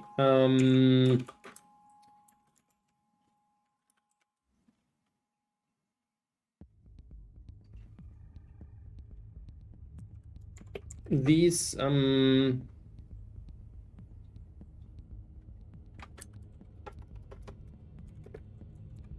at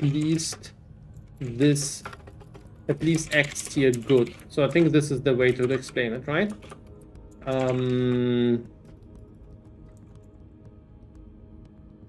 This chart shows how much more likely it is that an ascendancy is better than expected due to unknown knowledge.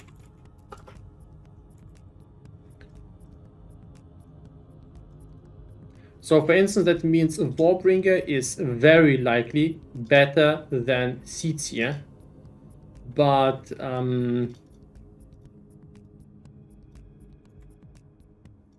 very likely better than Seetsier, but it's kind of hard to tell.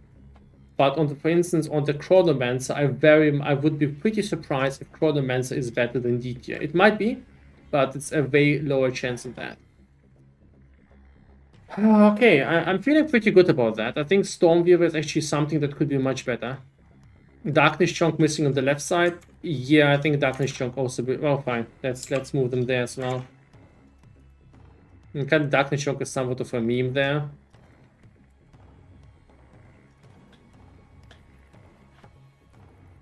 I do expect them to be much better than this, but you know, it's kind of hard to say right now, just without playing the class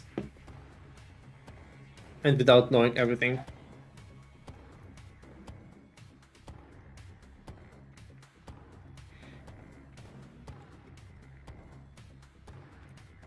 Right, I think this is pretty much it, guys. I think we're gonna take a break. It's already quite late. Then we're gonna use an hour or two to work a little bit further on the filter, and I'll be back tomorrow for more filter work.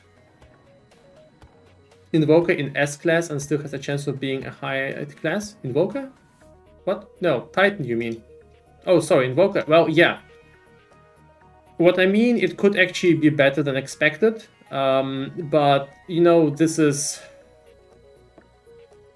pretty much kind of the pessimistic things. It might go up, but everything else might go up. So in the end, let's say Deadeye is so much better than an Invoker is not, that Deadeye becomes better than an Invoker, because everything is like relative to each other. It just is kind of like my confidence in the knowledge we have right now. But yeah, guys, thank you for watching. I hope to see you back next time.